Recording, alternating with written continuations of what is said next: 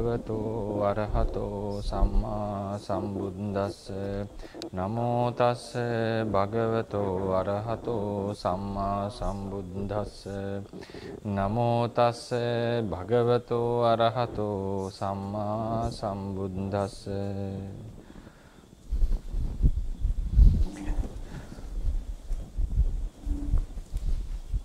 ගෞරවනීය ස්වාමීන් වහන්සේලා වරක් ප්‍රමුඛ මහා සංඝරත්නයන් අවසරයි. අද දවසේදී අපි කතා කරන්න බලාපොරොත්තු වෙන්නේ පරමත්ත ජාතික කියන මාතෘකාව. පරමත්ත ජාතික මම හිතන්නේ බොහෝ දිනාට හෑන්ඩ් අවුට් එක ලැබෙන්නට ඇති. ඒක ලබා ගන්නට සමහර කෙනෙක්ට ලැබෙන්නේ නැතුව ඇති. ඒකේ මේ අවසානයේදී අපේ ස්වාමීන් වහන්සේ සංවිධානය කරන ස්වාමීන් වහන්සේ ප්‍රකාශ කරයි WhatsApp group එකක් තියෙනවා. ඒකට සම්බන්ධ වුණොත් හැමදාම ලබා දෙන හෑන්ඩ් අවුට් එක අපිට ගන්නට පුළුවන්. ඒක තිබුණොත් පහසුවක් වේවි. මොකද ඒකේ මම මූලික સિદ્ધාන්ත ටික විස්තර කරලා තියෙනවා. මේ නම්බරේ අපි ලබා දෙන්නම්. එතකොට ඒකට කෙලින්ම කෙනෙක්ට සම්බන්ධ වෙන්නට පුළුවන්. හෑන්ඩ් අවුට්ස් එතකොට ඒකෙන්ම ගන්නට පුළුවන්.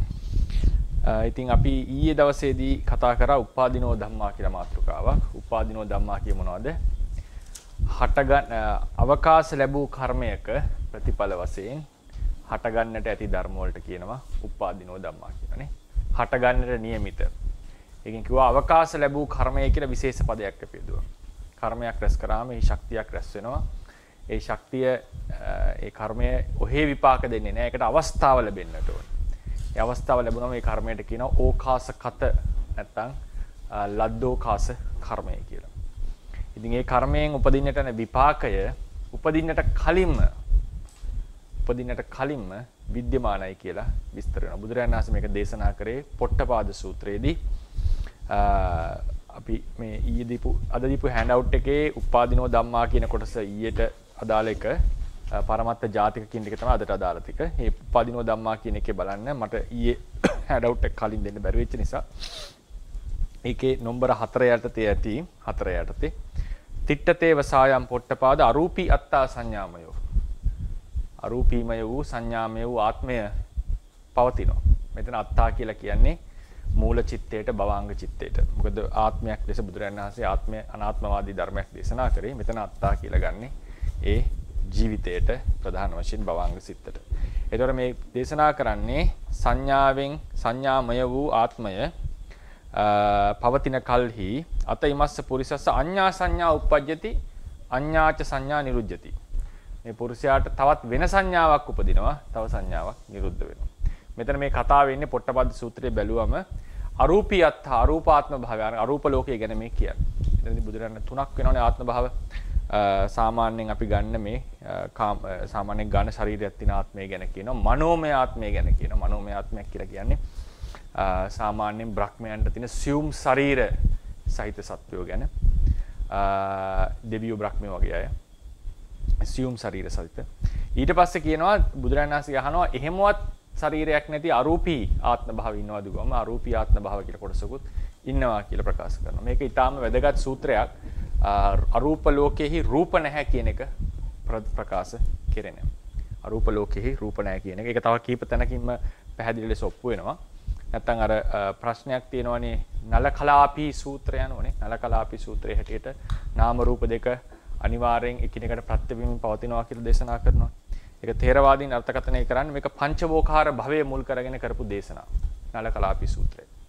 එහෙම නැත්තම් සූත්‍ර කිහිපයකම අරූපී රූපයක් නැති ආත්ම භාවත් ඒ වගේම විශේෂයෙන්ම දසුත්තර සූත්‍රයේදී සංගීති සූත්‍රයේදී සාරිපුත්‍ර මහරහතන් වහන්සේ ප්‍රකාශ කරනවා සංඥාවක් නැති වේදනාවක් නැති අසඤ්ඤ වූ සත්වය කියන්නේ සිතක් නැති සත්ව කොට්ටාසත් රූපයක් නැති සත්ව කොට්ටාසත් කියන දෙක ඒ සූත්‍රවල පැහැදිලි ලෙස ප්‍රකාශ කරලා තියෙනවා. බුද්ධ දේශනාවෙන් මේක ගන්න පුළුවන් තැන් තියෙනවා සූත්‍ර අනුසාරයෙන්. ඉතින් ඒකටත් හොඳ උදාහරණයක් තමයි මේ තැන. කෙසේ වෙතත් අරූපී ආත්මය කියලා කියන්නේ භවාංගසිත තියෙන කල්හි තව සංඥාවක් වෙන සංඥාවක් ඉපදෙනවා වෙන සංඥාවක් නිරුද්ධ වෙනවා කියලා කිව්වා. මේක බැලූ බැල්මට පේන්නේ බුදුරජාණන් වහන්සේ හිත් දෙකක් දේශනා කරා. ඒ කියන්නේ එකවර හිත් දෙකක් තියෙනවා වගේ තමයි මේ දේශනාවේ පේන්නේ. ඒ හිත් දෙකක් නැහැ කියන එකට තව තොරතුරු දෙනවා මහා නිදාන සූත්‍රයේදී බුදුරජාණන් වහන්සේ දේශනා කරනවානේ එක වේදනාවක් ඇති කැලි තව වේදනාවක් නැහැ. ඒ කියන්නේ එකවර එක වේදනාව එකවර එක සිතයි පවතින්නේ කියන එකත් මූලික බෞද්ධ සිද්ධාන්තයක්. මූලික සිද්ධාන්තයක්. ඒ නිසා මෙතන ථේරවාදීන් අර්ථකථනය කරන්නේ එක සංඥාව පවතින කල්ලි මූල සංඥාව පවතින කල්ලි තව සංඥාවක් උපදිනවා කියන එකේ තේරුම මූල සංඥාව පවතිනවා කියන එක විස්තර කරනවා. මූල සංඥා උපදින්නේ එක භවයක භවාංග හිත ප්‍රතිසන්දි හිත භවාංග හිත චුතිසිත උපදින්නේ එකම කර්මයකින්. ඒ කර්මයේ අවකාශ ලැබලා ඉවරයි. ප්‍රතිසන්දි ලබන්න කලින් අවකාශ ලැබෙනවා විපාක දෙන්නට. අවකාශ ලැබිච්ච කර්මයේහි විපාකය උපදින්නට කලින් ඉඳන්ම බුදුරජාණන් වහන්සේ සලකලා තියෙන්නේ තිට්ඨති විද්‍යමානයි කියලා. තිට්ඨති විද්‍යමානයි. ඒ නිසා වෙන සංඥාවක් කාමාවචර සංඥාවක් ඉපදිලා නිරුද්ධ වෙනකොටත් අරූප ලෝකේ ඒ වෙලාවේ භවාංග හිත නැහැ. වෙන සිතක් උපදිනකොට භවාංග හිත නැහැ. නමුත් ඒ භවාංග හිත ඇත්තයයි සලකනවා. හේතුව මොකද?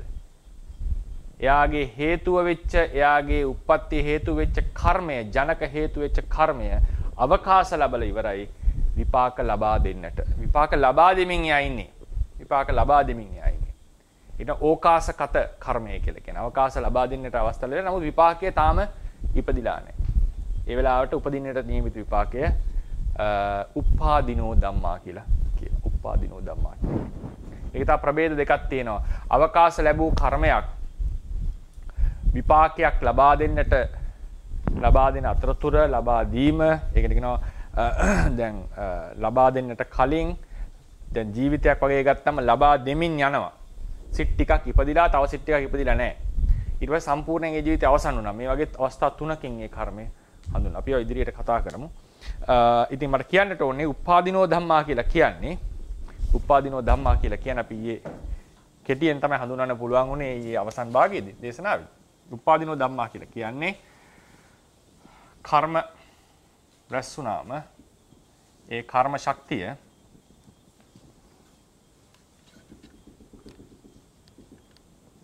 අවකාශ ලබනවා එක වෙලාවක විපාක ලබා දෙන්නට. හැබැයි ඒ විපාකය උපදින්නට කලින් ඉඳලම මේක තාම විපාක ලබා දීලා නැහැ. මේ තමයි දැන් මේ අවස්ථාව.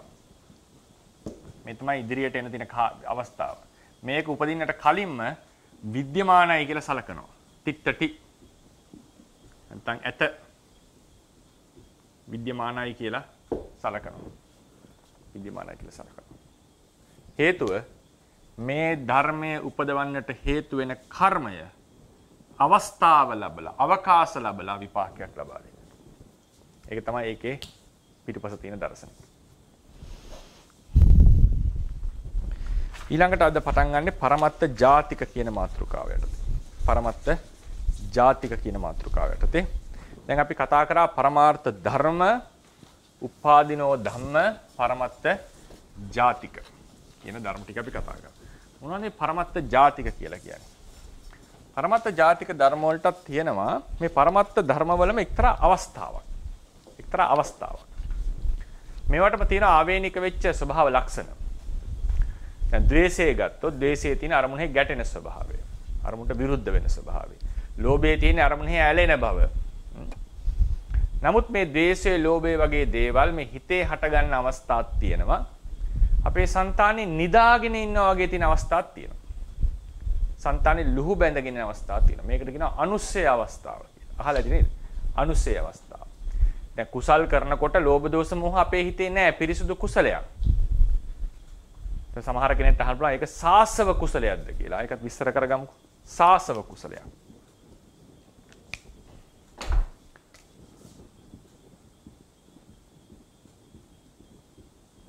මොනවාද සාසව? දැන් අපි කරන මේ දේවල් බුදුරජාණන් වහන්සේගේ දේශනාවට සාසවා උපාදානීය ශාස්ත්‍රව කුසල් කියලා කියන්නේ මේවට. සාසව කුසලයක් කියන එකේ තේරුම මෙතන සාසව කියන එකේ අර්ථය අපි ගන්නේ සහ ආසවෙහි වත්තති.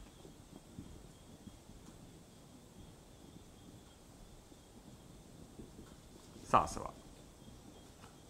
ආශ්‍රව සමග පවතින්නේනුයි සාසව කියලා කියනවා. සහ ආසවේහි වත්තතිති. ආශ්‍රව සමග පවතින නිසා සාසව කියලා කියනවා.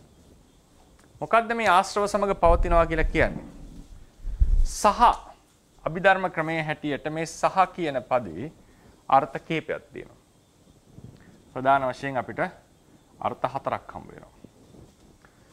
සමහර තැනක සහ කියනකොට එකට මිශ්‍ර වෙලා සහේතුක සිත් කියලා කියන්නේ.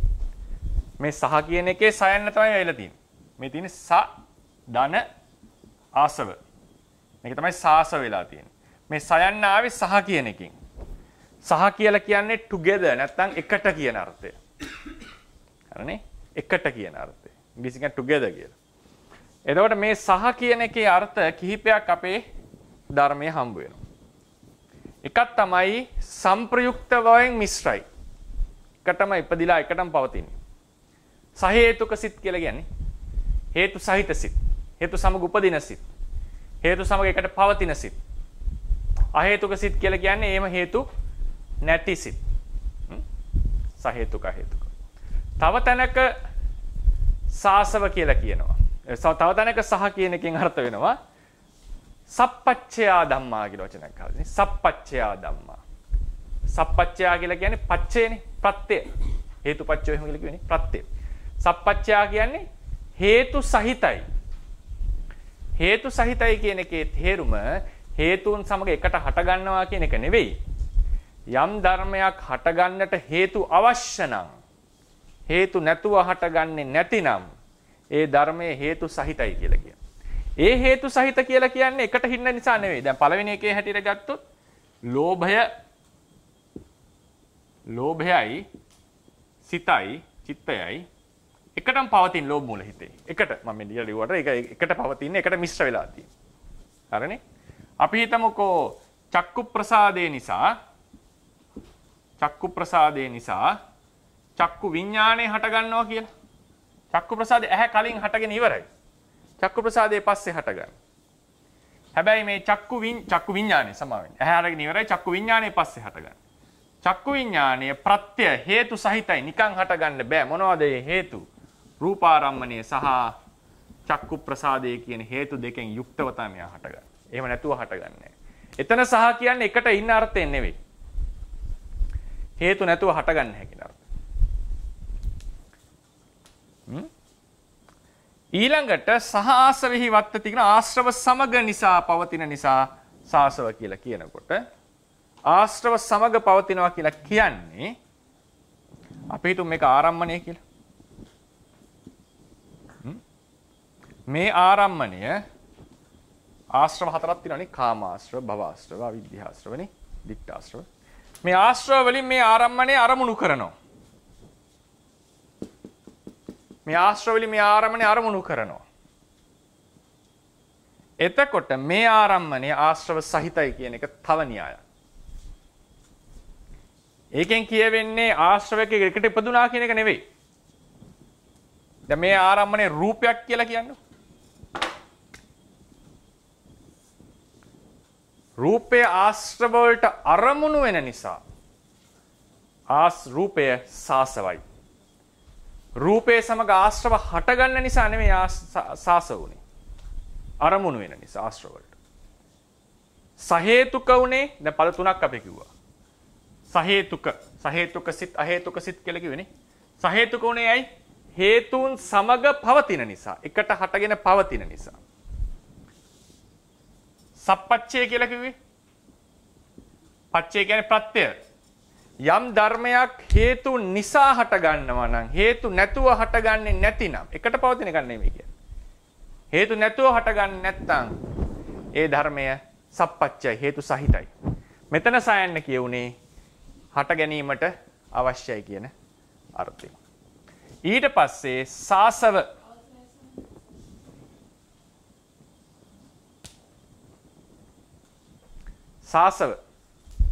සාසව කියලා කියනකොට මෙතන සහ ආසව කියලා කිව්වේ ආශ්‍රව සහිතයි කියන එක නෙවෙයි ආශ්‍රව වලට අරමුණු වෙනවා කියන එකයි. ආශ්‍රව වලට අරමුණු වෙනවා කියන එකයි. ලෝකෝත්තර සිත් අනාසවයි. අනාසව කියලා කියන්නේ ලෝකෝත්තර සිත් ආශ්‍රව වලට අරමුණු වෙන්නේ නැහැ කියන එක. අනාසව කියන එකේ තේරුම ආශ්‍රව නැහැ කියන එක නෙවෙයි හිතේ. ඒකට කියන්නේ ආසව විප්පයුත්ත කියලා. පාලි. ආසව විප්පයුත්ත. ඒ නිසා අපි මට කියන්න ඕනේ වෙන මාතෘකාවක් ඇදුනේ. අපි කිව්වනේ කුසල් කරනකොට අපේ సంతානෙහි අකුසල් නිදාගෙන ඉන්නවනේ නේද? කුසල් කරන අවස්ථාවෙත් අපේ సంతානේ අකුසල් නිදාගෙන ඉන්නවා. එතකොට කෙනෙක්ට හිතෙන්නට පුළුවන් අපි මේ ලෞකික කුසල් කරනකොට නිදාගෙන ඉන්නවා කියලා. දැන් අපි කියන්නේ දැන් අකුසලයක් තියෙන ලෝභය හිතේ හට ගන්නවා ලෝභ සිතක් එක්ක. සරාග සිතක්. කුසල් කරනකොට අපි දැන් හිතන්න පෘතුග්ජනය වශයෙන් කුසල් කරනකොට ලෝභයෙන් සම්පූර්ණයෙන් මිදිලාද කියලා අහුවත් උත්තර දෙන්නේ කොහොමද? දැන් කුසලයක් කර කර ඉන්න හොඳ පිරිසුදු. ඔබ ඒ වෙලාවේ ලෝභයෙන් සම්පූර්ණයෙන් මිදිච්ච කෙනෙක්ද කියලා අහුවත්? නෑ. රහත් වෙන්න බෑ මිදෙන්න. ඒ වෙලාවේ ලෝභය හිතේ හටගෙන තියනවද? නෑ. පිරිසුදු කුසල හිතක් පවතින. ලෝභය හට නැබැයි ලෝභයෙන් සහිතයි ඔබ. එතකොට මේක කියනකොට සමහර කෙනෙක්ට තර්කයක් එන්න පුළුවන්, හිතට විතර්කයක් එන්න පුළුවන්. මේ හටගන්න කුසල සිත ස්වාමින් වහන්සේ ඒකේ ලෝභ දෙයක් තියනවා එක විදිහකට. අය හේතුව ඒ කුසල හිත් සාසව කුසල කියලා වර්තකතනය කරානේ ආශ්‍රව සහිතයි කියලා. කියලා කවුරු හරි හිතුවොත් උපකල්පනය කරොත් කියන එක උපකල්පනය කරන්නේ නැතුව ඒද කවුරු සමාජයට. බැරි වෙලා හරි උපකල්පනය කරොත් ධර්මයේ කියවලා තියෙන කෙනෙක් කියන අර්ථයෙන් තමයි මම කිව්වේ. ඒ කුසල හිත් සාසව කියලා හැඳින්නුවට ඒ කුසල සිත් සාසව කියලා හැඳින්නුවට ඒවා සමග ආශ්‍රව මිශ්‍ර වෙලා නැහැ කියන එකයි කියන්නට අවශ්‍ය. ඒවා සමග ආශ්‍රව මිශ්‍ර වෙලා නැහැ. ඒවා සාස වුණේ ආශ්‍රවයන්ට අරමුණු වෙන නිසා පමණයි. හරිනේ? ආශ්‍රවට අරමුණු වෙන නිසා පමණයි. එතකොට අපි කුසලයක් කරනකොට අපේ సంతానගතව ලෝභ, දෝෂ, මෝහය නිදාගෙන ඉන්නවා වගේ පවතිනවා. නිදාගෙන ඉන්නවා වගේ පවතිනවා. මේ පවතින ලෝභ, දෝෂ, මෝහය විද්‍යමාන ලෙස සලකන්නට ඕන. විද්‍යමාන ලෙස සලකන්නට ඕන. ඒවා පවතින ධර්ම ටිකක්. ඒ සඳහා වුණ තරම් සූත්‍ර සාධක අපේ තේරවාදයේ දකින්නට පුළුවන්. ඒවා ගැන අපි ඉදිරියට දැන් කතා කරමු. ඒකෙදි අපි දැන් මතකද අපි ඩයග්‍රෑම් එකේ ඉන්නේ හැමතිස්සෙම ආවේ නේද? පළවෙනිම අවස්ථාවේ නම් අපි ආවා කොහොමද සාංශාරික ප්‍රවෘත්තිය විස්තර කරන්න කියලා. ඒකෙදි දැන් මෙහෙම ගත්තා නාම රූප පරම්පරාව පවතිනවා. මේ තමයි කලින් ජීවිතේ මරණය. ඊට පස්සේ මේ ජීවිතේ ඉපදීම. හරිනේ? ඊට පස්සේ මේ දැන් අපි උදාහරණයක් ගන්නවා මේ තමයි දැන් මේ මොහොත තව සිත් පහළ වෙන්නට නියමිතයි. මේ තමයි ඉදිරියට එන්න තියෙන මරණය. ඊට පස්සේ ඉපදීම ඊළඟ භවයේ අපි ඉපදෙන්නට නියම වෙන්නේ ඉපදෙන්නට හේතු වෙන්නේ මොකක් නිසාද? මේක ගෙන දෙන්නේ අපිට කර්මයෙන්. කර්මය තමයි ඉපදෙන්නට වෙන්නේ. දැන් උදාහරණයකට මරණාසන්න මොහොතකට આવොත් එහෙම අපිට මේ මරණාසන්න මොහොත කියලා මේ වෙලාවේදී ඔන්න කර්මයට අවකාශ ලැබුණා. අවකාශ ලැබුණා. කර්මයට අවකාශ ලැබුණා. මේ හට ගන්නට තියෙන විපාකය තාම හටගෙන නැහැ නේද? හටගෙන නැහැ. නමුත් අපි ඒක හඳුන්වනවා මොකක්ද ඒකට කියන නම අපි උපාදිනෝ ධම්මා. ඉදිරියට පහළන සියලු භවාංග සිත් වලට පටිසන්ධි භවාංග චුති වලට කියන උපාදිනෝ ධම්ම. ඇයි ඒවා ඇතයි සලකන්නේ? එයාගේ කර්මය අවකාශ ලැබලා. තව වැදගත් කතාවක් මේක. ඔය අවකාශ ලැබීම කියන එක ඉතාම වැදගත්. ඔය සමහර සූත්‍ර නිර්වචනය කරනකොට. ඇයි මේ කර්මය මෙසේ විපාක දීමේ හැකියාවෙන් යුක්ත වුණේ? කවරක් නිසාද? අවිද්‍යාව සහ තෘෂ්ණාව අප්‍රහීනව පවතින නිසා. ප්‍රතිසන්දියට ආසන්නම හේතුව කර්මය. ආසන්නම හේතුව කර්මය තමයි බීජය පැලි. ඒ කර්මයට හැකියාව ආවේ අවිද්‍යාව හා තෘෂ්ණාව අප්‍රහීනව පවතින නිසා. අවිද්‍යාව තෘෂ්ණාව අප්‍රහීනව පවතින නිසා. සමහර තැන්වල බුදුරජාණන් වහන්සේ පටිච්චසමුප්පාද දේශනාව කරනකොට අවිද්‍යාවෙන් පටන් ගත්තා. සමහර තැන්වල වෙනස්වත් පටන් අරගෙන තියෙනවා. චතුරාර්ය සත්‍ය දේශනාවේදී තෘෂ්ණා මූලික කරලා දැක්වුවා. සමහර තැන්වල කර්මය නිසා සත්‍යය භවයෙන් භවයට යනවා කියලා දේශනා කරා. නේද? ඒ යතන අනුව. ඒතර ඒකේ මේ තුනම ඊටාම වැදගත්. ඊටාම වැදගත්. දැන් මම පොඩි තව නිකන් ලස්සන කතාවක් කිව්වොත්. දැන් අහලා ඇතිනේ නිගණ්ඨ ශාසනය. නිගණ්ඨ ශාසනය කියලා කියන්නේ ජෛන ශාසනය. අපිට තියෙන තොරතුරු අනුව ජෛන ආගම පිළිබඳව ත්‍රිපිටකයේ සඳහන් වන තොරතුරු අනුව සහ ථේරවාද ශාසනය ජෛන ආගමට වෙනම සම්ප්‍රදායක්. ඒක ලියවිච්ච භාෂාවක් තියෙනවා. ඒක ලොකු සම්ප්‍රදායක්. ඒ ජෛන ඒක අදටත් ඉන්දියාවේ තියෙන ප්‍රබල ආගමක්. ධර්මයක්. ඒතර ඒ ධර්මයේ හැටියට අපිට තියෙන තොරතුරු අනුව මොකද මම ජෛන පොතපත කියවලා නැහැ. අපිට තියෙන තොරතුරු අනුව අපි අහලා තියෙන්නේ කර්මය නැති කිරීමෙන් තමයි විමුක්තිය ලබන්නේ. අහලා ඇති. කර්මය සය කරන්නට ඕනේ. කර්මය නැති කරන්නට. ඒකට මොකද්ද කරේ? කායට දුක් දෙන්න. අලුත් කර්ම කරන්නට එපා. පංචතාපයෙන් තවන්න. චතුයාම සංවරය ඇති කරගන්න. මේවා තමයි ඒ ජෛන හරි ඒට අදාළ. ඒ කර්මය නැති කරන්නට ඕනේ කියන සම්ප්‍රදායන් වල තිබිච්ච අදහස. ඒ අදහසේ එක්තරා ඇත්තක් තියෙනවා. මොකද උන් දැක්ක මේ කර්මය තමයි මේකට හේතුව. ඒ නිසා කර්මය විනාශ කළ යුතුයි. ඒ සඳහා කායිකව මානසිකව දුක් දෙලා කර්ම විනාශ කරලා කර්මය රැස් නොවන තැනට එන්නට කිව්වා. ඒ වගේම මේ කර්ම රැස් වෙන්නට ප්‍රධාන හේතුවක් ලෙස අවිද්‍යාව තෘෂ්ණාව දේරුම් ගත්තා. ඒ නිසා සියලු දේවල් කෙරෙහි කැමැත්ත අතහරින්න කියලා කිව්වා. නේද? ඇඳුම්වත් අඳින්නෙත් ඒක. ඒ පිළිබඳ අවබෝධය තමයි විද්‍යාව. බුදුරජාණන් වහන්සේ දැන් එතකොට ඒ කට්ටිය වැඩිපුරම අවධානය දීලා අපිට තියෙන තොරතුරු අනුව පේන්නේ වැඩිපුර අවධානය දීලා කර්මේශය කරන්නට සහ තෘෂ්ණාව ඇති නොකරගන්නට. බුදුරජාණන් වහන්සේගේ ලක්ෂණය හේතුවෙන් හේතුවට යන එක. උන්වහන්සේ දැනගත්ත කර්මය තමයි මේකට හේතුව උපදින්නට. කර්මයට ඒ හැකියාව ඇවිල්ලා තියෙන්නේ තෘෂ්ණාව නිසා. තෘෂ්ණාව පවතින්නට තෘෂ්ණාව සහ අවිද්‍යාව නිසා. හැබැයි මේ දෙකෙන් මූල හේතුව ලෙස පේන්නේ අවිද්‍යාව. මේක දුරු කර ගමන් මේ දෙකට පවතින්නට බෑ. ඒ නිසා උන්වහන්සේ තෘෂ්ණාව යටපත් කරන කර්මය යටපත් කරන ප්‍රතිපදාවක් නෙමෙයි ගෙනාවේ අවිද්‍යාව දුරු කරන විද්‍යාව ගේන විදර්ශනාව කියන ප්‍රතිපදාව. විදර්ශනාව ඍජු ප්‍රතිපක්ෂ වෙන්නේ අවිද්‍යාවට. ප්‍රඥාව. ඒ නිසා බුද්ධ දේශනාවේදී උන්වහන්සේට අවශ්‍ය වුණේ නුවණ ඇති කර මේ ගැන අවබෝධය වැඩි කරවන්න. මේ අවිතෘෂ්ණාව යටපත් කරන ක්‍රම තියෙනවා, කර්ම නොකරන ක්‍රම තියෙනවා. ඒවා අවශ්‍යයි. ඒව මත තමයි මේක වැදගත් දියුණු වෙන්නේ. නමුත් විදර්ශනාව ඉදිරිපත් කරේ මොකද මූල හේතුවට ප්‍රතිපක්ෂව යන්නට. ඒකත් මා අතිරේක දැනුමක් ලෙස කතා කරේ. ඉතින් මේ අවිද්‍යාව සහ තෘෂ්ණාව ඇති කරේ කර්මය අවකාශ ලැබුණම විපාක උපදින්නට නියමිතයි. උපදින්නට නියමිත විපාකයට උපාදිනෝ ධම්මා කියලා කිව්වා. මේ පරමත්ත ජාතික කියලා කියන්නේ. දැන් ඔන්න කර්ම රැස් වෙනවනේ. හිතේ චේතනාව හට ගන්නවා. කර්මයේ වෙලා චේතනාව කියලා කියන්නේ. චේතනාව. ඒ චේතනාව නිරුද්ධ වෙනකොට යම්කිසි ශක්ති විශේෂයක් ඉතිරි වෙනවා. මේක දේශනාවෙම තියෙනවා.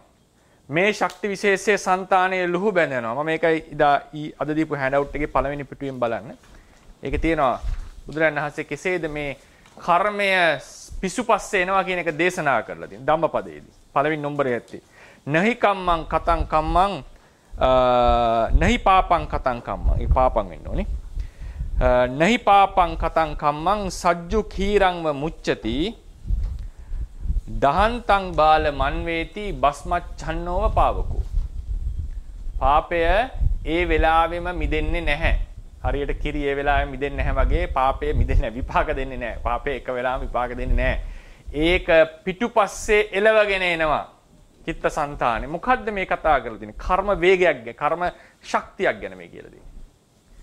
ධම්මපදයේ පළවෙනි ගාථාවෙන් කිව්වේ නේද? හරියට කරත්තේ එනවා වගේ ගවයාගේ කකුල පස්සේ. නරක කර්මය. හොඳ කර්මය හේවණැල්ල වගේ පිටිපස්සෙන් එනවා.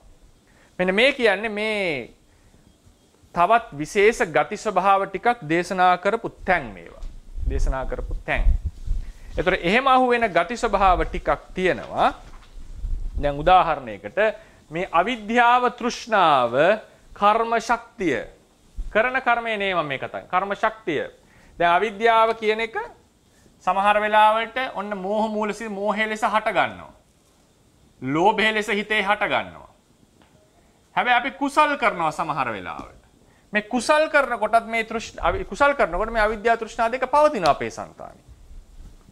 අනුසය මට්ටමින් පවතින. අනුසය මට්ටමින් පවතින. තාම වැදගත් මේ කරුණ. මේක දුරු කිරීම තමයි ප්‍රතිපදාව. මේ අනුසය දුරු කිරීමට තමයි ප්‍රතිපදාව තියෙන්නේ. ඒකට අපි ඉස්සර හිමින් ඉසිරුවේවට එමු. දැන් ඔන්න මෙන්න මේවා අපි උදාහරණයක් වань මේක උපාදිනෝ ධම්මා කිව්වා නේද? උපදින්නට නියමිත ධර්මයේ උපාදිනෝ ධම්මා කියලා කිව්වා. ඇත්තටම කිව්වොත් තවත් ඒක මම මෙහෙම කියන්නට පුළුවන්. උපාදිනෝ ධම්මා කියන එක හඳුන්වන්නට පුළුවන් ක්‍රම දෙකක් තියෙනවා.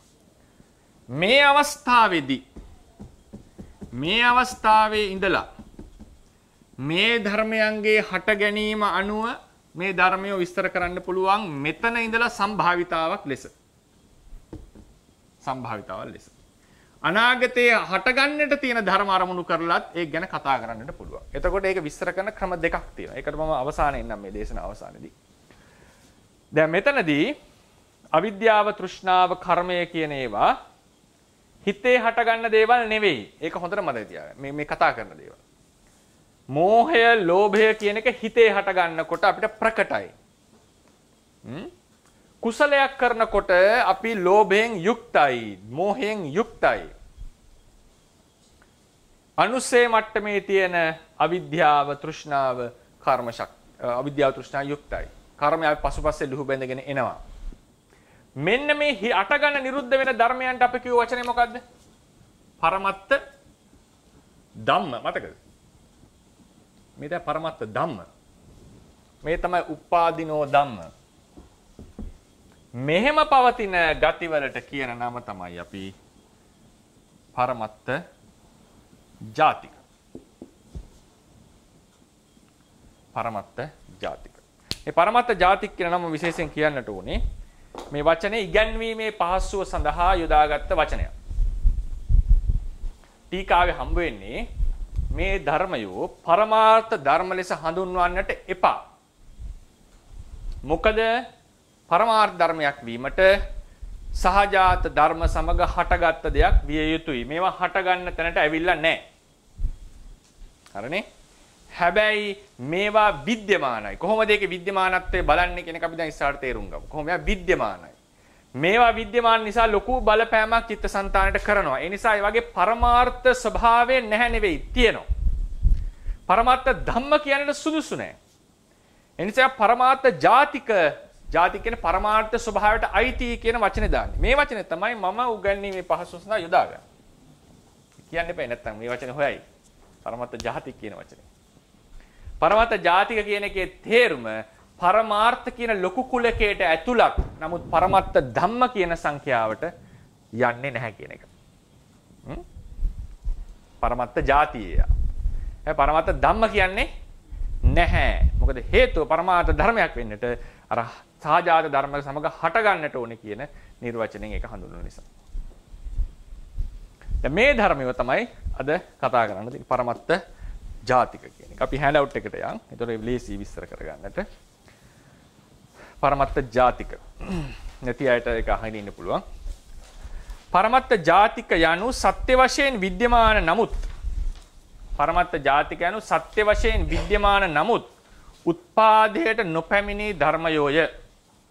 උත්පාදයට නොපැමිණි ධර්මයෝය. කෙනෙක්ට එකපාරට මෙන ප්‍රශ්නය අනාගත ධර්මයෝ කියන්න බැරිද කියන එක.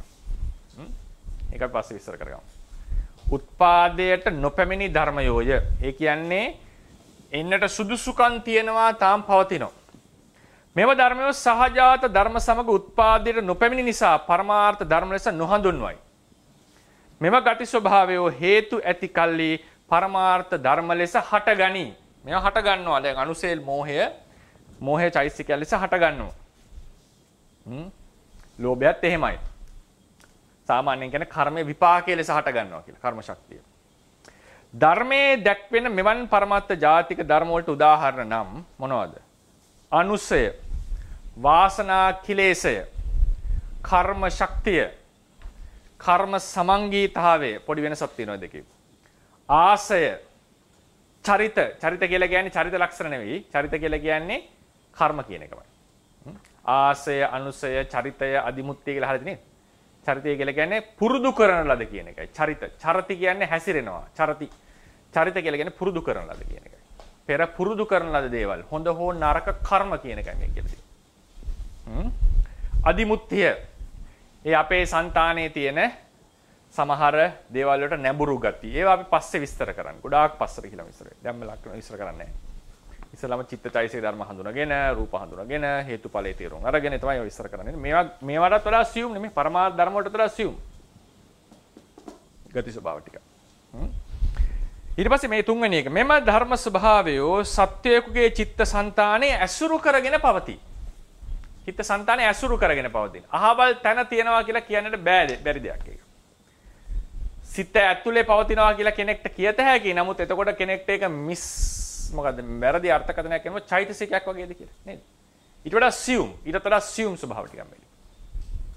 රූපයට වඩා assume නාමයට වඩා assume මෙන්න මේ කියන ගතිය. එම අවස්ථාවේදී එම ධර්මයෝ චිත්තසංතානයේ සමග සංප්‍රයුක්ත වී නැත. ඊටම දෙක. ධර්මයේ ස්වභාවය සත්‍යයුගයේ චිත්තසංතානය ඇසුරු කරගෙන පවතින. චිත්තසංතානය ඇසුරු කරන් තියෙන්නේ. නමුත් සංප්‍රයුක්ත වෙලා නැහැ. අර චිත්තචෛතසික එකට මිශ්‍ර වෙලා තියෙනවා වගේ. එබැවින් ඒවා චිත්තචෛතසික ධර්ම ලෙස ශ්‍රාවකයන් විසින් අරමුණු කළ නොහැක. ශ්‍රාවකයන් මේක අරමුණු කරන්න බෑ. මම ෆුට්නෝට් එකේ දීලාදී සම්මා සම්බුදුරෙකුට මෙම ධර්මයෝ සමහර අසාධාරණ ඥාන වලින් අරමුණු කළ හැකි බව හැඟෙනවා. මොකද දේශනාව කරන ආසය අනුසය ඥානය කියලා නේද? සර්වඥතා ඥානය ගැන කියනවා. එතන මේ වගේ සියුම් ධර්මත් ශ්‍රාවකයන්ට අසාධාරණ නුවණින් අරමුණු කළ හැකි කියන එක තමයි එහින් ගම්ම්‍ය වෙන්නේ. මොකද තුන්වෙනි සංගායනාවේදී ප්‍රශ්නයක් එනවා මේ අර අනුරුද්ධ ස්වාමීන් වහන්සේගේ ඒ සූත්‍රයේ අනුසාරයෙන් අරගෙන මේ ශ්‍රාවකයන්ට ඒක අනුරුද්ධ සාංශ කියනනේ මට ඉන්ද්‍රිය පරියත්තේ ඥානෙ තියෙනවා කියලා. ඒතරේ මොකද්ද මේ කියන එක. ඒ කියන්නේ සමහර නිකායක් හිතා ගන්නවා අනුරුද්ධ ස්වාමීන් වහන්සේට අපිත් එහෙම හිතුවා. ඒ කියවද්දි. අනුරුද්ධ ස්වාමීන් වහන්සේට මේ බුදුරජාණන් වහන්සේගේ ඥානෙ සාධාරණයි කියලා. එතකොට තේරෙක ඒක සාධාරණයි එතනට එන එක ඉතින් ඒ දේශනාවේ තියෙනවා ඒ විදිහට. එතකොට ස්ථේරවාදීන් විස්තර කරන්නේ සාධාරණ ඥාන අසාධාරණ ඥාන කියලා කොටස් දෙකක් තියෙනවා. ඒකෙන් අනුරුද්ධ ස්වාමීන් වහන්සේට ඉන්ද්‍රිය පරියත්ති ඥානෙ තියෙනවා කියන එකේ තේරුම උන්වහන්සේට අර සත්‍යයන්ගේ ඉන්ද්‍රියේ තියුණු දියුණු භව නිකන් අර අසුරු කරලා තේරුම් ගන්න පුළුවන් අපි සාමාන්‍ය. නේද? ඒක හොඳට වැටහෙනවා කියන එක. ඒක හොඳට වැටහෙනවා. එහෙම නැතුව අර ගැඹුරින් තියෙන සාංශාරික වශයෙන් එන අඟුලිමාල ස්වාමීන් වහන්සේගේ ඉන්ද්‍රියට එක තේරුම් ගන්න පුළුවන් උනේ ඒක විශේෂ නුවණක් නේද? ඒ වගේ අර ගැඹුරින් ඒක තේරුම් ගැනීමේ අසාධාරණ ලෙස තේරුම් ගැනීමේ හැකියාව ගැන නෙවෙයි මේ කියලා තියෙන්නේ. මොනවද සාමාන්‍යයෙන් මතු පිටින් බලලා හැබැයි ඒක අනිත් අයට වඩා හොඳට ගැඹුරින් තේරුම් ගන්න පුළුවන් කියන එක. ඒ නිසා ථේරවාදීන්ගේ අදහස මෙම ආසය අනුසය ආදී ධර්ම ශ්‍රාවකයන්ට අරමුණු කළ නොහැකි ශ්‍රාවකය අනුමාන ලෙස තමයි ඒක තේරුම් ගන්නෙ. ශ්‍රාවක අනුමාන ලෙස තේරුම් ගන්නෙ. සම්මා සම්බුදුරට පුළුවන් කියන එක තමයි ගම්ම්‍ය වෙන්නේ. ගම්ම්‍ය වෙන්නේ. ඒ නිසා මේවා චිත්තසංතාන ඇසුරු කරන් හිටියට හටගන්න චෛසික වගේ නෙවෙයි කියලා මතක තියාගන්න. ඉහතින් දක්වා ඇති පරමත්ත ජාතික ධර්ම වනාහි සමහර මානසික ගති ස්වභාවයන්ගේ පවත්නා අවස්ථා ලෙස තේරුම් ගන්න. පවතින අවස්ථා ඒක විශේෂ දෙයක්. මොකද දැන් මේක මේ විදිහට ලිව්ව ගමන් උදාහරණයකට අපි හිතමු මෙතන තියෙන අවිද්‍යාවනේ මේ. අවිද්‍යාව හට ගන්නවා හිතේ. ලෝභය හට ගන්නවා හිතේ. මේ වෙලාවේ මේ ධර්මයට අරමුණක් තියෙනවා. කුසලයක් කරන වෙලාවට මේ අවිද්‍යාව තෘෂ්ණාවට අරමුණක් තියෙන්න පුළුවන්ද? බෑනේ. එක වෙලාවක එක හිතයිනේ පහළ වෙන්නේ. අපි කියනවා කුසල් කරනකොටත් කෙලෙස් නිදාගෙන ඉන්නවා. කුසල් වල අරමුණ තමයි අරමුණ. නිදාගෙන ඉන්න කෙලෙස් වලට අරමුණක් තියෙන්න බෑ. එහෙම වුණොත් එම අරමුණු දෙකක් තියෙනවා එකපාර. නේද? ඒ නිසා තුන්වෙනි සංගායනාවේදී තව ප්‍රශ්නයක් ආවා. මේ වන සියුම් තැන් වලින් මේ ප්‍රශ්න ඇවිල්ලා තියෙනවා. ගොඩාක් සමහර ප්‍රශ්න ඉතාම සාධාරණයි ඇවිල්ලා තියෙනවා. ඒ වෙලාවේදී තරකයක් එනවා. මේක අනාරම් මෙලා අරමුණක් නැහැ. මේ වෙලාවේ අරමුණ තියෙනවා. ඒ නිසා මේක වෙනම ධර්ම දෙකක්. වෙනම ධර්ම දෙකක් මේ දෙක. කියලා තර්කණයක් ගේනවා. ඒක බලන්න පුළුවන් අනුස්සය අනාරම්මන කතා කියන තැන බලන්න පුළුවන්. අනුස්සය අනාරම්මන කතා. කතාවස්තුයි. ථේරවාදීන්ගේ අදහස වෙන්නේ අර්ථ කතාවල පිළිගන්නවා කතාව හරි මේ වෙලාවේ අරමුණක් නැති බව ඇත්ත. ඒක ප්‍රතික්ෂේප කරන්න බෑ නේද ඉතින්. ඒක තොරතුරක් නෙදී. කුසල් කරනකොට අපි චෛත්‍ය ගැන හිතනවා. ඒ වෙලාවේ ලෝභ අනුස්සය අපි ළඟ තියෙනවා. ඒ වෙලාවේ ලෝභ අනුස්සයට අරමුණක් නැහැ කියන එක පැහැදිලි. ඒක 아무තුවෙන් තර්ක කර විස්තර කරන්න දෙයක් නෙවෙයි. නමුත් එපමණකින් ඕක තමයි ථේරවාදීන්ගේ තර්කය. එපමණකින් මෙය වෙනම ධර්මයක් ලෙස සලකන්නට එපා. හේතුව මොකද? සූත්‍ර දේශනාවලදී බුදුරජාණන් වහන්සේ එසේ සලකා නැත. සූත්‍රයන්හිදී බුදුරජාණන් වහන්සේ එසේ සලකා නැත. අනුසේ වශයෙන් පවතින ලෝභයම තමයි පරිඋත්ථාන වශයෙන් හිතේ හටගන්නේ. ඒකේ තියෙන මූල ලක්ෂණය එකයි, ඇලෙන ලක්ෂණය එකයි. එනිසා ථේරවාදීන්ගේ අදහස මේක මේ අවිද්‍යාව කියලා මෝහය කියලා ධර්මතාවයක් තියෙනවා, ගති ස්වභාවයක්. ඒක පවතින අවස්ථා තුනක් තියෙනවා. අනුසය අවස්ථාව, පරිඋත්ථාන අවස්ථාව. ඒ පරිඋත්ථානයේ දියුණු වුණොත් වීතික්‍රම අවස්ථාව. නිකන් කොටස් දෙකකට කඩා ගන්න. හිතේ හැට ගන්න අවස්ථාව, නිදාගෙන ඉන්න අවස්ථාව. හැබැයි ලෝභ දෙකක් නෙවෙයි. හේතුව එකම ලක්ෂණය උන්ට තියෙන්නේ. දේශනාවල එක විදිහට සලකලා තියෙන. සමහර දේශනාවල වෙනම සලකනවා. තමයි ඉදිරියේදී මම කතා කරන මහා මාළුක්‍ය සූත්‍රයේදී ස්වාමීන් වහන්සේ කෙනෙක් බැනුම් අහනවා. ඒ දෙක මේ බෙදාගත්තේ නැති නිසා. බුදුරජාණන් වහන්සේ.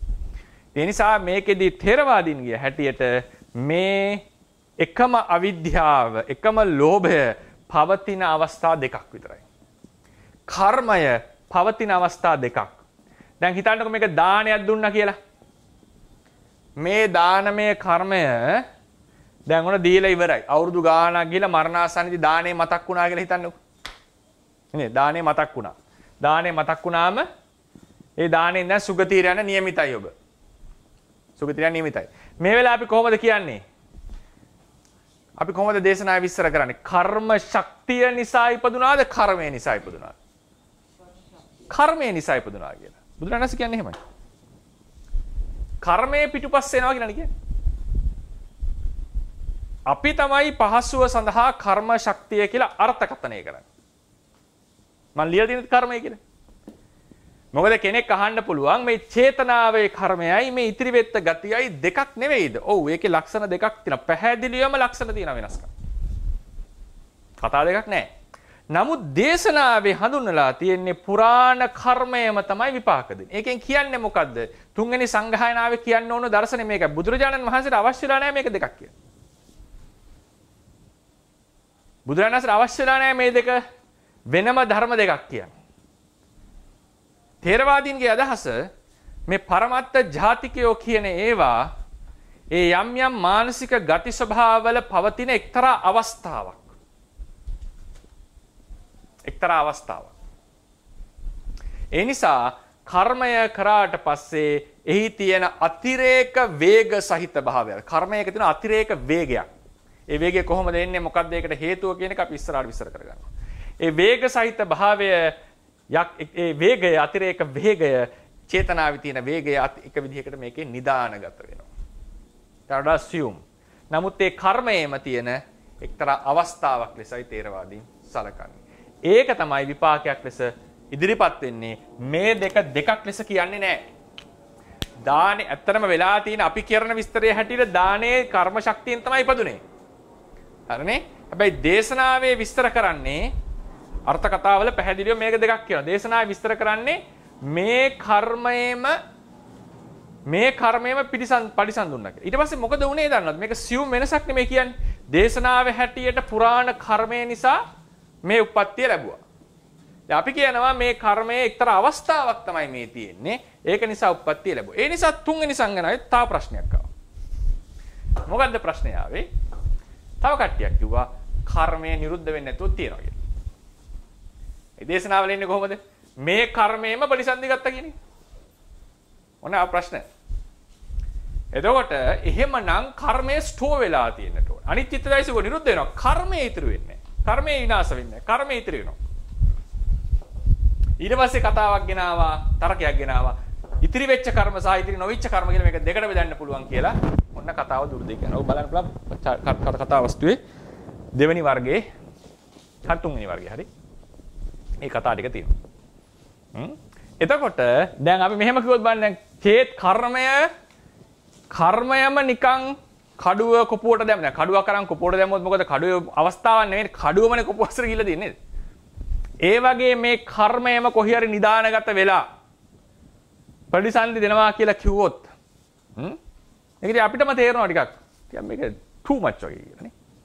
ථේරවාදීන්ගේ අදහස කර්මයේ තියෙන ඒ ගති ස්වභාවය ඒ කර්මයේම තිබෙ වේගයක්. ඒ වේගය තමයි නිදානගත වෙන්නේ. ඕනනම් කෙනෙක්ට කියනවා කර්මයේ කොටසක් කියලා. නමුත් එහෙම කියන්නෙත් නෑ. කියන්නේ කර්මයේම එක්තරා අවස්ථාවක් ලෙස අර්ථකථනය කරන්නේ. ඒ හින්දා කියන්නේ කම්ම අවත්තා සමංගි පංචවිධ අවස්ථා කියලා. අවස්ථා පහක්. එතකොට මේ කර්මය දැන් කියන්නට ඕනුනේ ථේරවාදීන්ගේ හැටියට මේක කර්මයේ අවස්ථාවක්. ඒ කර්මයම රැස් වුණා කියන එක තුන්වෙනි සංගායනාවේදී විවාදයට ලක් වෙලා ථේරවාදීන් පිළිගන්නේ නෑ අද. ථේරවාදීන් අදස පිළිගන්නේ නෑ. එතකොට මට කියන්න අවශ්‍ය උනේ මේක මේ දෙකයි අපි කතා කරේ ආසය අනුසය චරිතය අදිමුත්‍ය කියලා තියෙනවනේ තව වාසනා කිලේශේ මේ සියල්ලම මේ කියපු මානසික ගති ස්වභාවවල අවස්ථා. එහෙනම් ථේරවාදීන්ගේ ධර්මයේ හැටියට පරමාර්ථ ධර්මයේ ඉගෙන ගන්නකොට ඒ නිසා තමයි මේ පාඩම මම අමාරුණත් ගන්න ඉස්සරහට. දැන් අපි ඉස්සරහම ලෝභය ඉගෙන ගන්නකොට අපි හිතන්නේම හිතේ හටගන්න ලෝභය ගැන නෙමෙයි කියන්නේ. මොකද අපි හිතන්නේම ලෝභ මූල සිත ගැන, ද්වේෂ මූල සිත ගැන. ඊට පස්සේ වෙන්නේ මොකද්ද? මෙහෙම ඉගෙනගෙන අපි ඒක තුලින් සියලු ධර්මයේ තේරුම් ගන්න උත්සාහවත් වෙනවා. අපි ජෙනරලයිස් කරනවා. ඒක තමයි මිනිස්සෙක්ගේ හැටියක්. විශේෂයෙන් ඥානයේ තියෙන කෙනා ඒක කරනවාමයි. තමන්ගේ අතලඟ තියෙන තොරතුරු වලින් කතාව හිතන්න පටන් ගන්නවා. නමුත් දැන් බලන්න අපේ ථේරවාද ශාසනයේ මේ අවස්ථාවන් ගැන තුන්වෙනි සංගායනාවේ වාද කරන්න තරම් හේතු වෙච්ච අවස්ථා. සමහර නිකායන් බිඳෙන්නට හේතු වෙච්ච අවස්ථා. මේවා අපි මුල් අවස්ථාවේම කතා නොකර ගිය ගමන් මොකද වෙන්නේ? අපි කතා කරන්නේ මේ ටික විතරයි. මේ ටික විතරයි. නිවන ගැන එහෙම කතා කරනකොට පැහැදිලි වෙයි මේක කොතරම් අවශ්‍යද මේ ලිබරේෂන් එක ගැන විමුක්තිය ගැන කතා කරන්නට. ඒ නිසා මේක ගැඹුරු වෙන්නට පුළුවන්. අපි නැවත ඒක හිමින් මේවා කරගමු. ඉදිරියේ තමයි ඒක පැහැදිලි වෙන්නේ. නමුත් මට හඳුන්වන්නට ඕනේ මේ වගේ පරමාර්ථය කතා කරනකොට දැන් මානසික දේවල් වල අවස්ථා භූමිය අවස්ථා තියෙනවා. ලෝභය අනුසය අවස්ථාව හිතේ හට ගන්න අවස්ථාව. හරිනේ? දැන් ආසය වගේ කතාවටම අලෝභය තියෙනවා ඒ වගේ ආධ්‍යාසයක් ලෙස හිතේ හටගන්න. ඒකනේ කියන්නේ කල්යාණ ආදි මුත්‍ති කතා. කල්යාණ ආදි මුත්‍ති සත්වයෝ සමහර සත්වයෝ ස්වභාවයෙන්ම මෛත්‍රියට බරයි, දානයට බරයි. ඒ වගේ ආසය කියලා ගති ස්වභාවයක් තියෙනවා අපේ సంతානවල. ඒවා මේ අර මොමන්ටරි එක්සිස්ටන්ස් එකෙන් විස්තර ගන්න පුළුවන් දේවල් නෙමෙයි. හරිනේ? ඉතින් කියන්නට ඕනේ මේ පරමත්ත ජාතික කියලා කියන්නේ ඒ ගති ස්වභාවවල තියෙන එක්තරා අවස්ථාවක්. ඒක තමයි නම්බර 4න් කියලා තියෙන අපි ඒක කියවමු. එතකොට තව පැහැදිලි වෙයි. එහෙතින් දක්වා ඇති පරමත්ත ජාතික ධර්ම වනාහි සමහර මානසික ගති ස්වභාවයන්ගේ පවතින අවස්ථා ලෙස තේරුම් ගත යුතුය. පවතින අවස්ථා. එනම් අරමුණ නුරුස්සන ද්වේෂය යනු මානසික ගති ස්වභාවයක. මානසික ගති. මම චෛතසිකයක් කියලා කිව්වනම් මේකටනේ හිත යන්නේ. මම චෛතසික කියන වචනේ දැම්මේ නැත්te ද්වේෂයට කියපු ගමන් මේකටනේ හිත යන්නේ අපිට. නේද? මට කියන්න ඕනේ මේක චෛතසිකයන් ලෙස පහළ වෙන ද්වේෂයේ අවස්ථාවක්. සියලු ද්වේෂය කතා කරන්නේ නෙමෙයි ඒකෙන් අපි. සියලු ද්වේෂයෙන් කතා කරන්නේ නෙමෙයි. ඒකට සූත්‍රයක් මම පෙන්නන්නම් ඉදිරියේදී. එනම් අරමුණ නුරුස්සන ද්වේෂය යනු මානසික ගති ස්වභාවයකි. ඒට ප්‍රධාන වශයෙන් විද්‍යමාන අවස්ථා දෙකක් වෙයි. අනුසය අවස්ථාව සහ පරිඋත්ථාන අවස්ථාව. වීතික්කම අවස්ථාව යනු කායික වාචික ක්‍රියා කරන මට්ටමට බලවත් වූ පරිඋත්ථාන කිලේශයයි. හරිනේ? නැත්තම් තුනක් කියලා කෙනෙක් හිතන්න පුළුවන් නේ. අනුසය අවස්ථාවේ පවතින විටදී ද්වේෂය සංප්‍රයුක්ත ධර්ම සමග හටගත් චෛතසිකයක් ලෙස නොපවතී. ඔන්න වැදගත් පොයින්ට් එක. අනුසය මට්ටමේ තියෙනකොට මෙයා හිතේ හටගෙන නැහැ. එය චිත්තසංතානයේ ඇසුරු කරමින් නිදාගෙන සිටින්නාක් මෙන් අවස්ථාවක් ලද විට හට ගැනීමට චිත්තසංතානයේ ලුහු බඳින ආකාරයෙන් පවතී. ලුහු බඳින ආකාරයෙන් ලුහු බඳගෙන ඉනව නේ මිනිහෙක් වගේ. ලුහු බඳිනවා වගේ තමයි පවතින අවස්ථාවක් ලද විට නැගී සිටින්නට. නමුත් එය වෙනම පරමාර්ථ ධර්මයක් නොවේ. අයි තේරවාදීන් එහෙම අර්ථකථනය කරන්නේ නැහැ. කොහොමද කියන්නේ? කර්ම ශක්තිය අනුද චේතනාවේ එක්තරා අවස්ථාවකි. එනම් විපාක ඉපදීමේ හැකියාව සහිතව පවතින කර්මයේ එක්තරා අවස්ථාවකි. ඒද වෙනම පරමාර්ථ ධර්මයක් ලෙස හඳුන්වන්නේ නැත. මේක තේරවාදීන්ගේ අර්ථ විවරණ ක්‍රමයයි. ඊට පස්සේ නම්බර 5ත් අපි කියවලමු. මෙම අවස්ථාභාවය මෙම ස්වභාවය මෙම ස්වභාවය කියලා කියන්නේ මේ පරමත්ත ජාතික කියන කතාව. පරමත්ත ජාතික ධර්ම ලෙස පවතින විට ඒවායේ පරමත්ත ධම්ම අවස්ථාවට වඩා වෙනස් ලක්ෂණ පෙන්눔 කළද. දැන් මේකට වඩා මේ අවස්ථාව වෙනස් පැහැදිලිවම. මෙතන අරමුණක් තියෙනවා, චිතත් සමග සංප්‍රයුක්ත වෙලා තියෙනවා, ඉපදෙනවා බින්දෙනවානේ. මේකේ වෙනස් ලක්ෂණ පෙන්눔 කරනවා. ඒකයි කියන්නේ මෙම ස්වභාවය පරමත්ත ජාතික ධර්ම. යාර පරමත්ත ජාතික ධර්ම ලෙස පවතින අවස්ථාවේදී පරමත්ත ධම්ම අවස්ථාවට වඩා වෙනස් ලක්ෂණ පෙන්눔 කළද වෙනව පරමාර්ථ ධර්ම ස්වභාවයන් ලෙස සලකන්නේ නැත. එබැවින් ඒවා එකම නම් වලින් හඳුන්වනු ලැබේ. දේශනාව එකම නම් වලින් හඳුන්වනු ලැබේ. එනම් අනුසය ද්වේෂයම පරිඋත්ථානයේ ලෙස නැගී සිටී. තවත් ක්‍රමයකින් කිව්වොත් පරිඋත්ථාන ද්වේෂය ලෙස නැගී සිටියේ අනුසය ද්වේෂයමයි. කර්ම ශක්තියද හඳුන්වන්නේ එයට අදාළ වූ අතීතයේ කරන ලද කර්ම නාමයෙන්මයි. දානය නිසා ඉපදුනා. කර්ම ශක්තිය නිසා ඉපදුනා කියන්නේ අපි දානය නිසා ඉපදුනා කියලා කියන්නේ. දාන ඉවරයිනේ කෙනෙක් අහනවා ස්වාමී දාන කරලා ඉවරයිනේ දානය නිසා ඉපදෙන්නේ කොහොමද? දාණයෙන් ඇති වෙච්ච යම්කිසි ගති ස්වභාවය නිසා. ඒතකොට අපේ ථේරවාදීන්ගේ හැටියට කියන්නේ ඔකේ ඩිස්ටින්ග්විෂ් එක වෙනස පෙන්වන්නට පුළුවන්. නමුත් ථේරවාදීන් එක වෙනසක් ලෙස අර්ථකථනය කරන්නේ නැහැ. මොකද දේශනාව එහෙම කරලා නැති නිසා. ඒතර අපිට ලැබෙන එකම උත්තරේ තමයි අවස්ථාවක් මේක. අවස්ථාවක්. නිසා අටුවාවල මේක අවස්ථාවක් ලෙස දක්වලා තියෙනවා. ඒකෙන් තව මේ කියනකොට සමහරට තේරෙනවා ඇති මේක මේ නිකන් ආපු සම්ප්‍රදායක් නෙවෙයි. ඒක තාම සියුම් ලෙස තරක වෙලා විමසිලා වාදයට ලක් වෙලා හැම පැත්තෙම අවධානයට ලක් වෙච්ච දර්ශනයක් තමයි මේ ථේරවාදීන්ගේ බුද්ධ ධර්ම අර්ථකථනය කරපු ථේරවාද සම්ප්‍රදාය කියන්නේ. ඊළඟට මෙම නම්බර 6 මෙම පරමත්ත ජාතික ධර්මවල විද්‍යමානත්වය කොහොමද ඒක විද්‍යමානයි කියලා කිව්වේ? විද්‍යමානත්වය ඒවායේ ඇති චිත්තසංතානයට බලපෑම අනුව තේරුම් ගන්න. බලපෑම අනුව තේරුම් ගන්න. ලොකු බලපෑමක් කරනවා මේ කට්ටිය. නිකන් නෑ. ලොකු බලපෑමක් කරනවා. ඒ නිසා මේවා නැතුව කතා කරන්න බෑ ඇත්තටම ථේරවාදයේ බුදුදහම. උදාහරණයකට අනුස්සය මෝහයේ සත්වයකුගේ මොකද මම විස්තර කළේ ඉන්න. අපි දැන් ජවන සිත් පහල වෙනවා කියන්නේ අර ප්‍රබල ක්‍රියා කරන සිත්. හරිනේ ක්‍රියා කරන සිත් අපි ඉදා කතා කරන්නේ chart එකකින් ජවන සිත් කියලා කොටසක් විස්තර කරේ නැහැ ප්‍රබල සිත්. මේ සිත් හටගත්තේ රහත් නොවිච්ච సంతානයක නම් මොකද වෙන්නේ? ඒවා එක්ක කුසල් එක්ක අකුසල්. රහත් වෙච්ච సంతානය කරන හොඳ ක්‍රියා මත විපාක දෙනවද? නැහැ. එහෙමනම් දැන් කියන්න කුසල අකුසල භාවයට එහෙම නැත්නම් මෙහෙම කියන විපාක දීමේ හැකියාවට විපාක දෙන සිතක විපාක දීමේ හැකියාවට අනුසය මෝහයේ දායකත්වයේ දරලා තිනව නේද?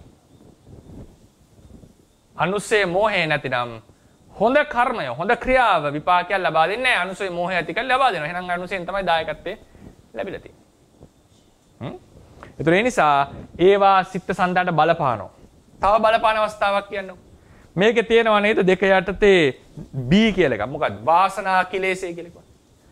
වාසනා කිලේශය. සමහර රහතන් වහන්සේලාගේ සමහර කායික වාචික ක්‍රියා නේද? සමහර සාන්නාසලා ක්‍රියා අර්ථකථනය දෙනවා මේ වාසනා ගුණය කියලා. වාසනා කිලේශය කියලා. උන්වහන්සේ දන්නෙත් නැහැ. උන්වහන්සේගේ චිත්ත සංතානට මේ කෙලෙසේ බලපාලා. මේ වාසනා කෙලෙසේ මතු උප්පත්තියට හේතු වෙන්නේ නැහැ. ඒක මතක තියාගන්න. වාසනා කෙලෙසේ මතු උප්පත්තියට හේතු වෙන එකක් නෙවෙයි. වාසනා කෙලෙසය කායික වාචික ක්‍රියාවලට බලපෑමක් ඇති කරනවා. බුදුරජාණන් වහන්සේගේ ඒ වාසනා කෙලෙසේ නැහැ. ඉතිරි නැතුව නිරුද්ධයි. ඒ නිසා උන්වහන්සේගේ අර කියපු අර අයහපත් ගති ස්වභාව සමහර රහතන් වහන්සේලාට පහළ වෙන අයහපත් ගති ස්වභාව හටගන්නේ නැහැ. මේ රහතන් වහන්සේගේ සමහරලාට රාගේ නැතත් රාගයෙන් බලන්නාසේ පේනවා. ද්වේෂේ නැතත් ද්වේෂයෙන් බලන්නාසේ පේනවා. සමහර රැවටෙනා මිනිස්සු. දැන් පිළිඳවච්ච සාහසිරුනේ බසලයා කියලා කියන ද්වේෂය කියලා නිතන්. මානෙය කියලා හිතන්නද? කතා කරන විදිහට. බුදුරජාණන් වහන්සේගේ එහෙම නෙවෙයි. මේ ඒක වාසනා ගුණේ නැහැ කියන එකේ අර්ථකථනය නෙවෙයි. සසරදීවත් ද්වේෂය ගෑවිලාවත් නැහැ වගේ පේන්නේ ඒකට. ඒ ඉතින් කිසිම කෙලෙස් වල කිසිම ඉෆෙක්ට් එකක් නැහැ උන්වහන්සේගේ කායික වාචික ක්‍රියාවල.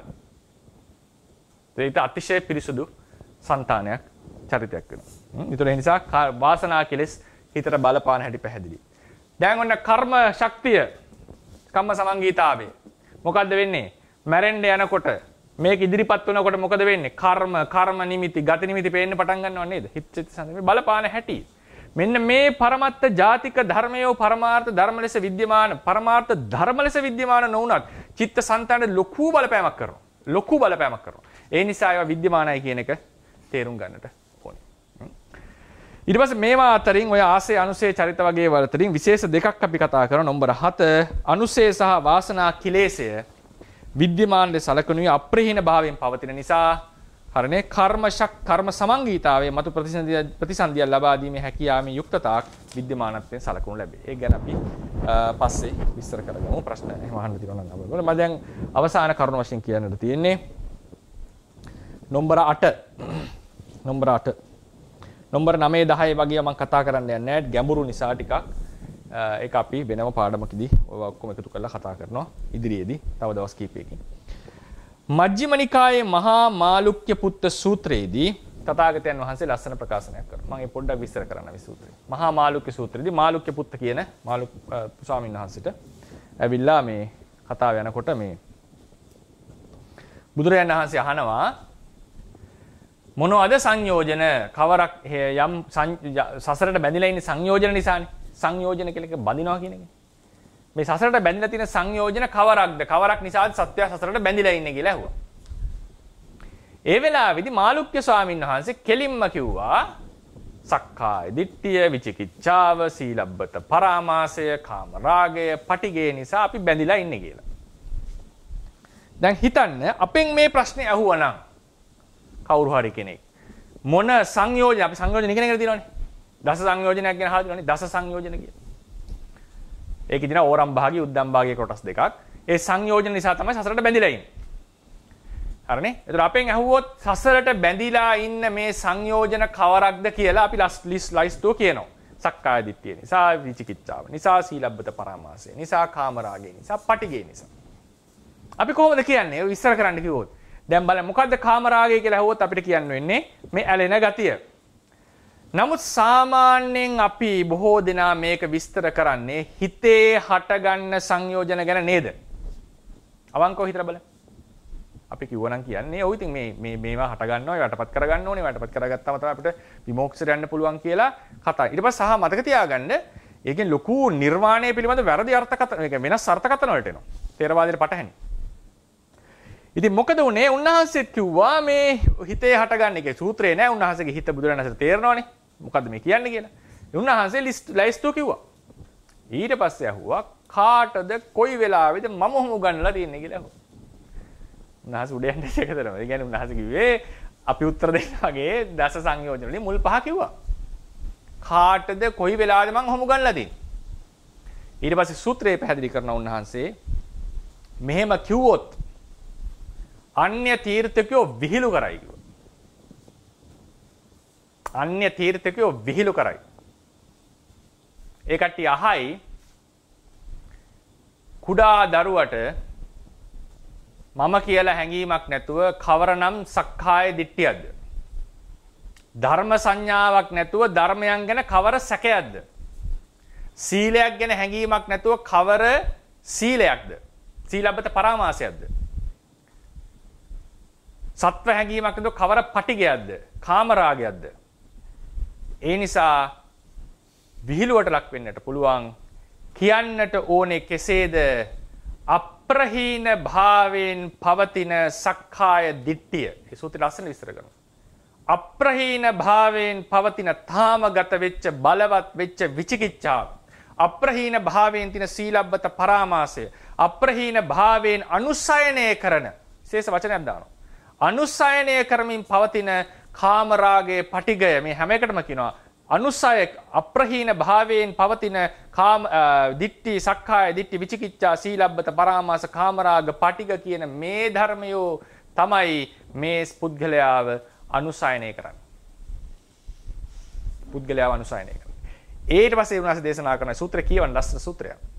ඒ කාමරාගය තා අප්‍රහීන භාවයෙන් පවතින සක්කාය දිට්ඨි විචිකිච්ඡා සීලබ්බත පරාමාස කාමරාග පටිග කියන මේ අප්‍රහීන භාවයෙන් අනුසේ භාවයෙන් පවතින මේ සංයෝජන නිසා තමයි ඔබ සසරට බැඳිලා ඉන්නේ. එහෙමනම් බුදුරජාණන් වහන්සේගෙන් උන්වහන්සේ දෝෂාරෝපණයට ලක්ුණේ මොකක් නිසාද? පරමත්ත ජාතික පරමත්ත ධර්ම වෙනස තේරුම් ගත්තේ නැති නිසා.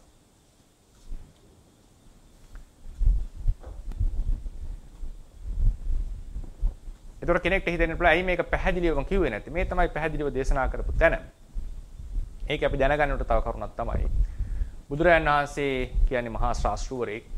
උන්වහන්සේ සූත්‍ර දේශනාදී දේශනා කරනවා.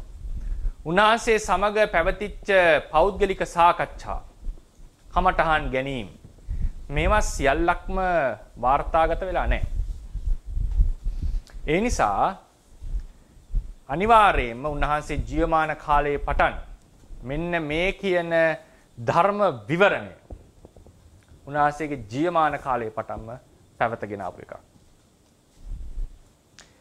ඒ ජීවමාන කාලෙන් ආපු අර්ථ විවරණය ශ්‍රාවකයන් අතින් අතට ආවා. ඒ විවරණ වෙනස් වුණා යම් කාලයකදී. එක එක ශ්‍රාවකයන් අතින් වෙනස් විවරණ ඇති වුණා. එකම දේශනාව තියාගෙන ඇවිල්ලා විවරණය වෙනස් වෙනකොට බුදුරජාණන් වහන්සේගේ ශ්‍රාවකයෝ බෙදෙන්නට පටන් ගත්තා. ඒ නිසා දැන් අර මාළුක්‍ය ස්වාමින් වහන්සේ ඒ වෙලාවේ බුදුරජාණන් වහන්සේක විස්තර කරේ නැතිනම් උන්වහන්සේගේ ශිෂ්‍යයන්ට උන්වහන්සේ කියන්නේ උන්වහන්සේ දරාගෙන හිටපු ක්‍රමයට. බුදුරජාණන් වහන්සේ පැහැදිලි කර දුන්නා නෑ මේක නෙවෙයි වෙන්න ඕනේ මේ අනුසයෙන් තමයි සත්‍යය බැඳිලා ඉන්නේ. උන්වහන්සේ හිතේ හටගන්න කෙලෙසේ ප්‍රතික්ෂේප කරේ නෑනේ. ඒක ප්‍රතික්ෂේප කරන්න බෑ මොකද ඒක ප්‍රකටයි හැමතිස්සෙම. නමුත් බන්ධනය වෙලා ඉන්නේ සංයෝජනයේට අප්‍රහීනව පවතින කෙලෙසේ නිසා. මොකද්ද මේ කියවෙන්නේ? වෙනම කියලා කියන්නේ ඒ පරමාර්ථ ධර්ම වල තව අවස්ථාවක් බුදුරජාණන් වහන්සේම දේශනා කරලා තියෙනවා කියන එක. ඒ නිසා මේ ධර්මයන් ගැන අධ්‍යයනය ඊටාම වැදගත්. මොකද ඉදිරියේදී අපිට පෙනෙයි මේ ධර්ම සම්බන්ධයෙන් තමයි අපේ ප්‍රතිපදාව නිවන පුනරුත්පත්තිය මේ සියල්ලම විස්තර කරන්නට මේ සනිකව කතා කරන චිත්ත පරම්පරාව රූප පරම්පරාවෙන් කළ නොහැකි. මේක විතරක් අපි අරගෙන කතා කරාම වෙන්නේ මොකද්ද? තව එක දෙයක් අවසන් කරන්නට කලින් අපි හිතනවා ලෝභය යටපත් කරමින් විදර්ශනා වඩනවා, විදර්ශනාව දියුණු කරනවා, කෙලෙස් එන්න දෙන්නේ නැහැ. අපි කියනවා මේ විදිහට යනවා. හැබැයි ඒතර කෙනෙක්ට අහන්න පුළුවන් කර්ම රැස් වෙන්නේ නැද්ද? භවය රැස් වෙන්නේ නැහැ නේද? ඒ හේතුව අපි ફોકસ කරන්නේ මේකට විතරයි. මාර්ග ඥානයෙන් කෙලෙස් ප්‍රහාණය නොවන තාක්කල් මෝහය අනුසේ වශයෙන් පවතින තාක්කල් මොනවා හරි ජවන සිතක් පහළ වෙනවා නම් මෝහේ බලපෑමට ලක් වෙලා ඉදිරියේ විපාක ලබා දෙනවා. විදර්ශනා කුසලයේ කියලා බේරීමක් නැහැ. විදර්ශනාවෙන් කරන්නේ මොකද්ද? මේ මෝහය දවසක අපි විනාශ කරලා දානවා. එතෙන් පටන් නවං නත්ති සම්භවං කීනං පුරාණං නවං නත්ති සම්භවං අලුතෙන් කර්ම රැස් වෙන්නේ නැහැ. ඇයි සමහර වෙලාවලට අපිට හිතෙන්නේ විදර්ශනා වඩනකොට භවයේ නැසෙනවා නේද? ඇයි හේතුව අපි මේකට විතරක් ફોકસ එක දීලා හිටියොත් මේවායේ වැදගත්කම ඉලිප්පිලා දැක්ුණේ නැතිනම් අපි ප්‍රතිපදාව නිවන මේ සියල්ලම වෙන වෙන ක්‍රම වලට අර්ථකථනය වෙන්න පටන් ගන්නවා. ඒ නිසා මතක තියාගන්න ඕන දෙයක් ථේරවාදයේ මූලධර්ම. මේකේ මම අදහස් කරන්නේ ථේරවාදයේ හරි කියන්නවත් ථේරවාදයේ පිළිගන්න කියන එකවත් නෙවෙයි. ථේරවාද ශාසනයේ හැටියට නිවන් දකින්නට ඕනේ නම් කාට හරි. ථේරවාද ක්‍රමයේ හැටියට රහත් වෙන්නට ඕනේ නම් මාර්ගඵල ලබන්නට ඕනේ නම්. ඒකේ එක්තරා වැදගත් ධර්ම මාර්ගයක් පෙන්눔 කරලා තියෙනවා. ඒක A to Z විස්තර කරලා තියෙනවා. සූත්‍රානුසාරයෙන්, ආචාර්යවරුන්ගේ විවරණ අනුසාරයෙන්, අර්ථ කථා අනුසාරයෙන් මේක විවරණය වෙලා තියෙනවා. ඒ ක්‍රමයට නිවන් දකින්නට ඕනේ නම් ඒකේ මූල ධර්ම ඉස්සල්ලා දැනගෙන ඒ අනුව ගමන යන්නට වෙනවා. කාට හරි ථේරවාදයේ අවශ්‍ය නැහැ කියලා හිතනවා. ථේරවාද ක්‍රමය හරිම අමාරුයි. මම යනවා වෙන ක්‍රමයකට. එහෙම ක්‍රමයකට යනකොට අපිට පුළුවන් මේක අතහැරලා මේ චිත්තචෛතසික පමණයි පවතින්නේ. ඊට පස්සේ අර උපාදිනෝ ධම්මා අනුප්පන්න ධම්මා ගැන කියන කතා ප්‍රතික්ෂේප වෙලා පුළුවන් නිවන් මාර්ගයක් විස්තර කරන්න. ඕනනම් තව කෙනෙක්ට පුළුවන් සිතේ තමයි සියල්ල හටගන්නේ අරමුණු කරන කල්හි තමයි රූපේ තියෙන්නේ බාහිර රූපේ නැහැ කියලා අර්ථකථන කරලා විදර්ශනා විස්තර කරන්න. මේක ථේරවාදී නෙවෙයි. ඒක ථේරවාදයෙන් පරිබාහිරයි. ථේරවාදයේ අනු ඒක ඩිස්කෝස් කමියුනිටියක්. ඩිස්කෝස් කමියුනිටියක් කියලා කියන්නේ ඒකේ ඉන්න පිරිස අතර යම් අන්‍යමඤ්ඤ අවබෝධයක් තියෙනවා. මොකද්ද මේ දේශනාව? මොකද්ද ඉලක්කය? කෙසේද එතනට යන්නේ? සහ ඕනෝන් අතර sannivedanaye මේ සියල්ලම සහිතයි. ඒතර මේක එක්තරා ස්කූල් එකක්. ඒ ස්කූල් එක අවුරුදු 10 ගාණක් පැවතගෙන ආපු එකක්. ඒකේ අඩුපාඩු තියෙන්නත් පුළුවන්. ඒ කියන්නේ මම අඩුපාඩු තියනවද නැද්ද කියන එක නේ මම කතා කරන්නේ. ඒ ස්කූල් එකේ හැටියට අර්ථ විවරණය වෙනකොට එක්තරා ක්‍රමයකට අර්ථ වෙනවා. ඒ අර්ථ විවරණ ක්‍රමයේ පදනම් වෙච්ච තැන් මොනවද? ථේරවාදීන්ගේ. සූත්‍රය පළවෙනි එක. අභිධර්මය විශේෂයෙන්. ඒ වගේම සූත්‍ර අභිධර්ම වලින් සොයාගත නොහැකි අර්ථ කතාවල තියෙනා වූ ක්‍රම. සමහර ටීකාචාරින් වහන්සේලාගේ මත, පසුකාලීන ආචාර්යන් වහන්සේලාගේ මත. හැබැයි ඒ පසුකාලීන ඇති වෙන ඒවා මූල ක්‍රමයට පටහැනි නම් ප්‍රතික්ෂේප වෙනවා. පටහැනි නොවෙන්නම් පිළිගන්න. මේ සියල්ලම එකතු කරලා තමයි ථේරවාදය කියන එක එන්නේ. ඒතකොට ථේරවාදය කියන එක ගත මේකේ බෝඩර්ස් තියෙනවා. ඒ බෝඩර්ස් වලට කැමති වෙනවද නැති වෙනවද කියන වෙනම ප්‍රශ්නයක්. ඒ කැමති වෙනවද නැති එක වෙනම ප්‍රශ්නයක්. ථේරවාදයේ ඩෙන්ටිටිය නැති කරන්නට බෑ. මොකද හේතුව ඒකට තියෙනවා වෙනම ස්කූල් එකක්. කවුරු හරි ඒකට අකමැති නම්, ඒකට විරුද්ධ නම් එතකොට ඒක ථේරවාදයෙන් පරිබාහිරව විස්තර කරන්නා වූ ධර්ම ක්‍රමයක්. ඒ නිසා තමයි නිතරම ථේරවාදයේ කියන වචනය මම යොදන්නේ. ථේරවාදය කියලා කියන්නේ බුදුරජාන් වහන්සේගේ දේශනාව උන්වහන්සේගෙන් සහ පසුකාලීනව පැමිණියා වූ ස්වාමින් වහන්සේලා අතින් විවරණය පෙමින් පැමිණියා වූ ක්‍රමයක්. ඒ විවරණ අතර ඇති වුණා වූ මතභේද පරස්පර නිසා නානා පාසල් ස්කූල්ස් ඇති වුණා. ඒ අතර එකක් තමයි මේ ථේරවාදය. ඒ තමයි ලංකාවේ මහා විහාරයට ආවේ දකුණු ඉන්දියාවේ යම් කාලයක් ප්‍රචලිත වුණේ. ලංකාව සහ දකුණු ඉන්දියාව කියන දෙක ඇතුලේ පැවතිලා පසු කාලයේදී මියන්මාරය, තායිලන්තය වගේ රටවලට ප්‍රචාරය වෙලා අද ථේරවාදයේ නමින් පවතිනවා. ඒකට ආවේනික වෙච්ච ධර්මපරයායක් තියෙනවා. ඒ ධර්මපරයාය තමයි අපි වැඩසටහනේ ථේරවාදයේ සිද්ධාන්ත නැත්නම් මූලධර්ම ලෙස කතා කරන්නේ. ඉතින් අද අපිට කතා කරන්නට අවශ්‍ය වුණේ මේ පරමත්ත ධම්ම කියන මාතෘකාව අමතරව පරමත්ත ජාතික කියලා වෙනම ධර්ම කොටස් ටිකක් අපි කතා කරනවා. ඒක සූත්‍රයේ ඉතාම පැහැදිලිව දක්වලා තියෙනවා.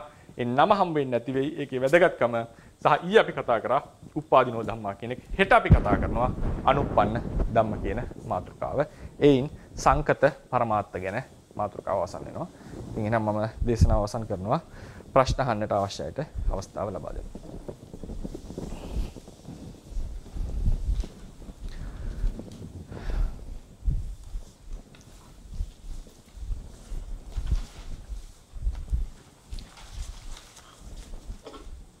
ස්වාමීන් වහන්සේගෙන් අසා දැනගත යුතු යම් කිසි අංගටලක් තියෙනවා.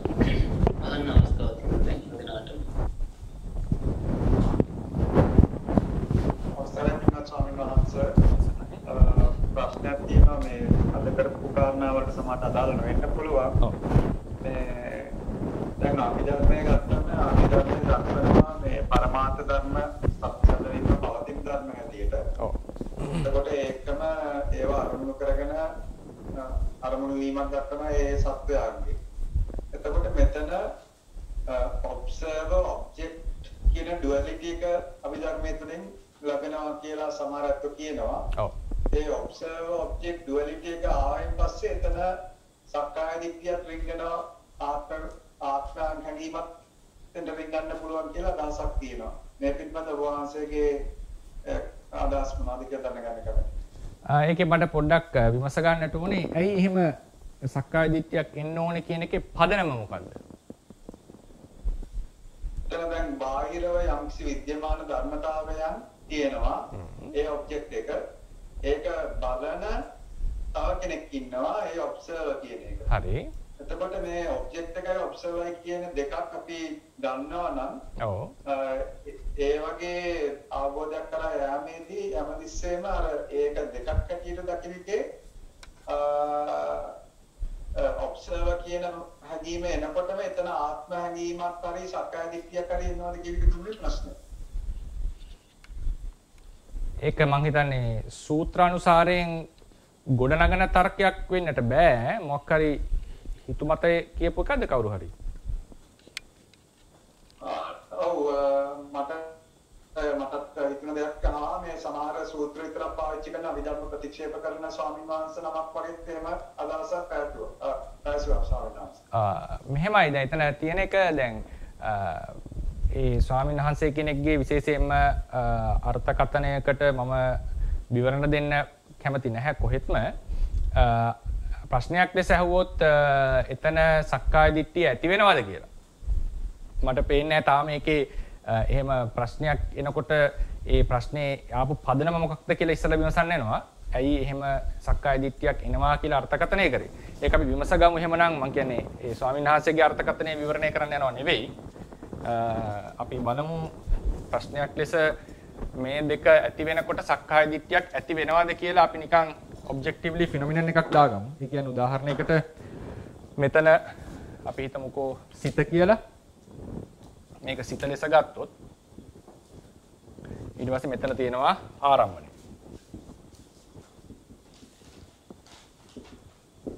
මේක සිත ලෙස ගත්තොත් මේක ආරම්භණය. ඉතින් ආරම්භණයේ බාහිර විද්‍යමානත්වය කියන එක අභිධර්මයේ තියෙන එකක් නෙවෙයි. ඒක සූත්‍රයේ තියෙන එකක්. ඒ කියන්නේ කිව්වේ අත්ති සම්මතං ලෝකේ තං අත්ථීති වදහමි. මහණෙනි අනිත්‍ය රූපයේ ලෝකේ ඇත. එය ඇතයයි මම ප්‍රකාශ කරමි. අනිත්‍ය වෙච්ච විඥානයක් ඇත. එය ඇතයයි මම ප්‍රකාශ කරමි. එතකොට බුදුරජාණන් වහන්සේගේ දේශනාවේ තමයි තියෙන්නේ ඇතිභාවය. එතකොට ඒක ඇති බව දේශනා කරලා තියෙනකොට ඒක නැහැ කියලා තේරුම් ගත්තොත් මම දකිනවා එතන තියෙනවා ලොකු දෘෂ්ටියක්. මොකද්ද දෘෂ්ටිය? ඇතිදය නැති ලෙස සැලකීම.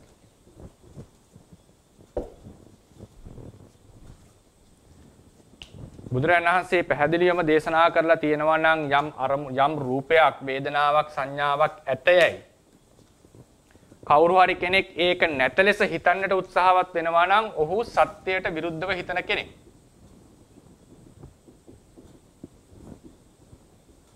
ඒක දෘෂ්ටියක්.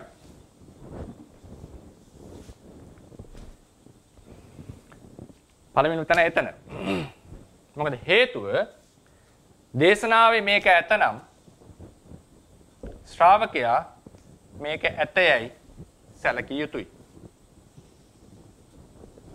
මේක ඇතනම් මේක ඇතයයි සැලකිය යුතුයි. මොකද්ද තියෙන ප්‍රශ්නේ එතකොට? ගත්තොත් එහෙම. මේ ඇතිවෙච්ච සිත ඇතිවෙච්ච තියෙන රූපය මේ දෙක වෙන වෙනම ආත්මයක්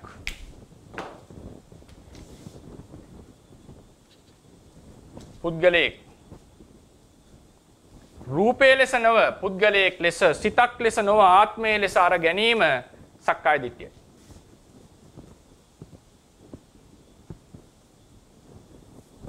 සක්කාය දිට්ඨිය කියලා කියන්නේ රූපං අත්තතෝ සමනුපස්සති.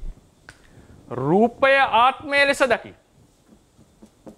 විඥානං අත්තතෝ සමනුපස්සති. විඥානය ආත්මය ලෙස දකි.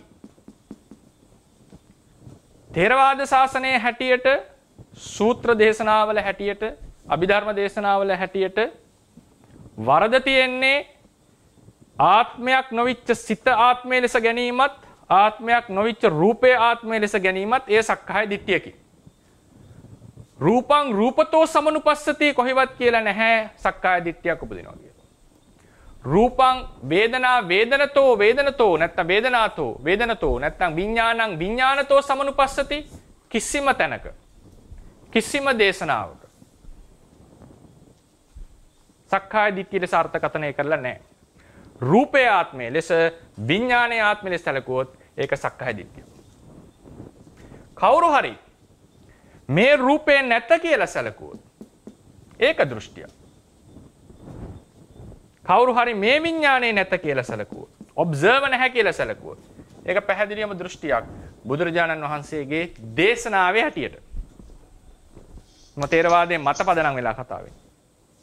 ඒ නිසා අභිධර්ම සූත්‍ර කියන බෙහෙදයකින් තොරව තේරවාදයේ හැටියට රූපේ ලෙස දැකීම විපස්සනාවක්, විඥානයේ ලෙස දැකීම විපස්සනාවක්. අපි ඒකට කවුරු හරි කිව්වොත් ඒක ඩුවැලිටි නැත්නම් ඩික්ටම් එකක් කියලා. නැත්නම් ඩොක්ට්‍රින් ඔෆ් ඩුවැලිටි දෙකක් විස්තර කරපු තැනක් කියලා ගැටලුවක් වෙන්නේ නැහැ. දේශනාවේ හැටියට මේක දෙකක්.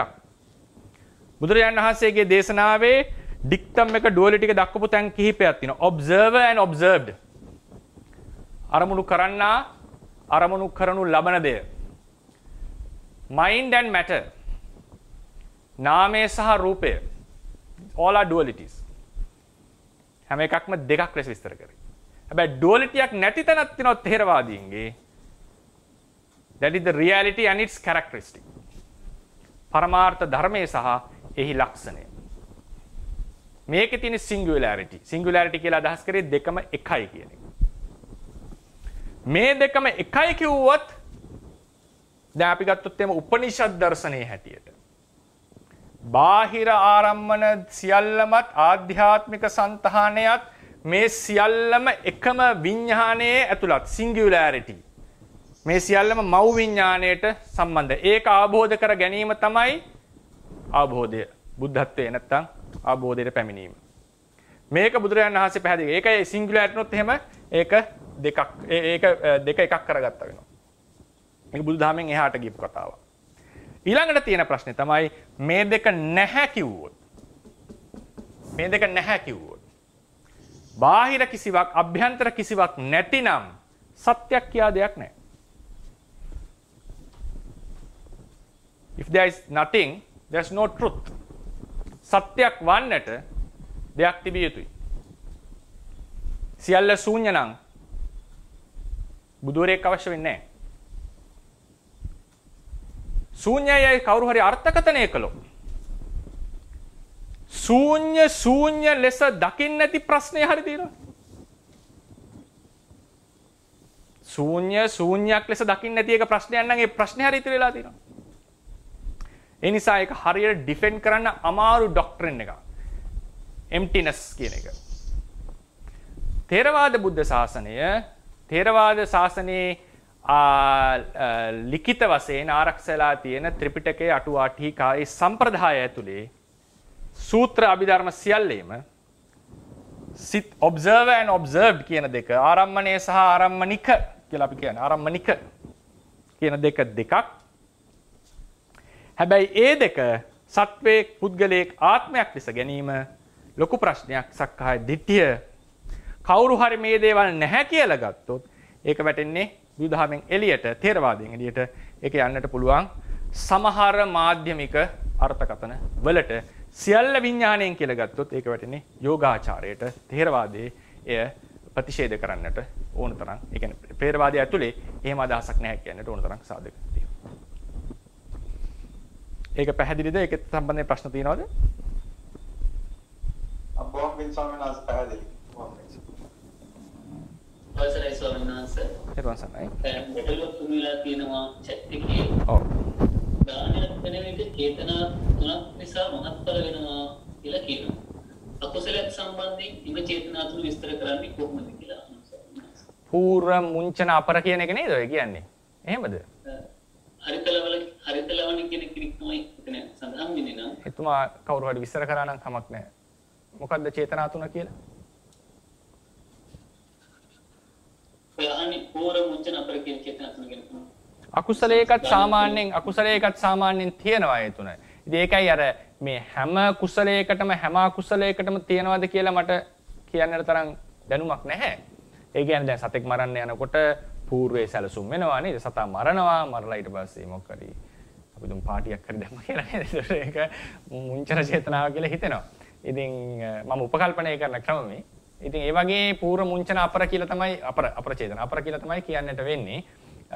ඉතින් එක පාට ඇඟේ වහලා ඉන්නකොට සතෙක් මරන කොටත් එතකොට ඉතින් කියන්න එක පාටනේ කරන්නේ. ඒතකොට දකින්නකොට සිතවිල්ල එනකොට పూర్ව ගහනකොට මුංචන ඊට පස්සේ බලනකොට අපර කියලා කියන්න පුළුවන් වෙයි. මට ඇත්තටම ඒක හොඳ ප්‍රශ්නයක්. ඒක විමස ගන්න ඕන ප්‍රශ්නයක්. අපි හිතමුකෝ දැන් උදාහරණයකට පින් අනුමෝදන් කරනවා කියලා. පින් අනුමෝදන් කරනවා කියලා. එහෙම වුණොත් එහෙම පින් අනුමෝදන් කරන්නට සිතෙනවා, පින් අනුමෝදන් කරනවා. ඒක පිළිබඳව ඊට පස්සේ පහළ වෙනවා. ඕක සාමාන්‍යයෙන් දාන වගේ කුසල වලට තමයි කතා කරලා තියෙන්නේ. ප්‍රාණඝාත, සොරකම් වගේ වටත් ඒක පංචශීලයටත් ඒක ගන්න පුළුවන් පංච අකුසල කර්මයන්ට. මට තේරෙන හැටියට කියන්න වෙන්නේ සොරකමට සැලසුම් කරනවා, සොරකම කරනවා, ඊට පස්සේ අලුම තරමේ බඩු ටික බෙදා ගන්න මට්ටමටවත් අපර චේතනාව ඇති.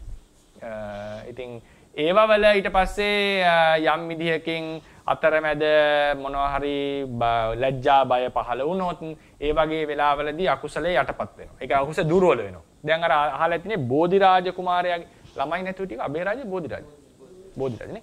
බෝධිරාජ කුමාරයාගේ කතාවේදී දැක්වෙනවානේ මේ ළමයි හිටියේ නෑනේ. මොකද දූපතක නේද? කුරුල්ලෝ බිත්තර කෑවනේ. කුරුල්ලෝ බිත්තරයි පැටවි කෑවනේ. එතකොට අටුවාවේ හරි පෙළේ හරි විස්තර කරන්නේ. අටුවාවේද කොහොමද විස්තර කරන්නේ? විස්තර වෙනවා අටුවාවේදී. දම්පදට්ට කතාවනේ. දම්පදට්ට කතාව විස්තර වෙනවා. මේ බැරි වෙලා හරි මේ දෙන්න ඒ මරන් කනකොට අඩුම තරමේ පසුතැවිල්ලක් හරි තිබුණා නම් පසුතැවිල්ලක් කියලා අදහස් කරන්නේ මේ අර දුක් වෙන එක නෙවෙයි. මේක කරන්න හොඳ නෑනේ. ගැලපෙන්නේ නෑ. ආදරේනේ පැටවුන්ට. දරුවෝ ගැන හිතලා හරි කුරුල්ලන්ගේ නැත්තම් ප්‍රාණඝාතය ගැන හිතලා පොඩ්ඩක් හරි පහු බැස්සනම් එහෙම කියනවා.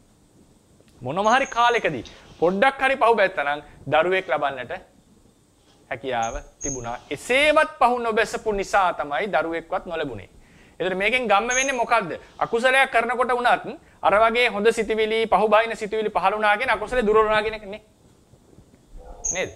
ඒකනේ කියුනේ බැරි වෙලා හරි ඒ වගේ හොඳ සිතිවිලි ටිකක් පහළලා පොඩ්ඩක් හරි පහුස් බැසීමක් ආවනම් යම් හෝ කාලයකදී ඒ කියන්නේ දිගටම මරන් කනවා අවුරුදු ගාණක් යම් හෝ කාලයකදී ඒ දරුවෝ ලබන්නට හැකියාව. එහෙමවත් හිතවිල්ලක් පහළ වුණ නැහැ කියලා කියනවා. ඒ කුරුල්ලෝ බිත්තර මරන් කනකොට. ඉතින් ඒ නිසා කියන්න තියෙන්නේ ඒකෙත් අර පූර්ව මුංචන අපර අවස්ථාවල කුසල සිත් එහෙම පහළ වුණා නම් ඒ අතර කුසල සිත් කියලා කියන්නේ ඒ කර්මය නොකළ යුතුයි කරන්න හොඳ නෑ පහු බහින සිත් එහෙම පහළ වුණා නම් අකුසලයේ ටිකක් දුර්වල වෙනවා. ඒ නිසා තමයි කියන්නේ නාගසේන ස්වාමීන් වහන්සේ දැන පව් කරන කෙනාගේ විපාකේ අඩුයි කියලා කියනවනේ. නොදැන පව් කරන කෙනාගේ විපාකේ වැඩි කියලා කියන අර ගිනි රත්තරන් මොකද රත් වෙච්ච ගිනි බෝලයක් රත් වෙච්ච යකඩ බෝලයක් තියලා මිනිඳු රජුව අහනවා නොදැන කරන කෙනාගේද පව වැඩි දැන පව බව දැන කරන කෙනා. නොදැන කියලා කියන්නේ මේ දන්නේ නැතුව සතෙක් මැරෙන එක නෙමෙයි මේ කියන්නේ. සතා මැරීම පවක් බව දන්නේ නැහැ. සතා මැරීම පවක් බව දන්නවා. දෙන්නට මරන්න වෙනවා. කාටද පව වැඩි? ලස්සන උපමාවක් දෙන්නේ. රත් වෙච්ච යකඩ බෝලයක් තියෙනවා. මේ යකඩ බෝලය එක්කෙනෙක් දන්නවා රත් වෙලා කියලා එක්කෙනෙක් දන්නවා රත් වෙලා එක්කෙනෙක් දන්නේ නැහැ රත් වෙලා කියලා. හැබැයි දෙන්නටම අල්ලන්න ඕනේ මොකක් හරි අවශ්‍යතාවයක් උඩ. කාගේ අතද පිච්චෙන්නේ කියලා. මේක යකඩ රත් වෙලා නැහැ කියලා හිතන් ඉන්න කෙනාගේ අතනේ පිච්චෙන්නේ. මේ මිනිස්සු අල්ලනවනේ තදින් මාර කරයා හිමින්නේ අල්ලන්නේ. ඒ වගේ අකුසලයක් බව දැන අකුසල් කරනකොට අර කියපු පසුබැසීම් ආදී පහළ වෙලා අකුසල කර්මය දුර්වල වෙනවා. හොඳම උදාහරණය බෝධිරාජ කුමාර කතාව.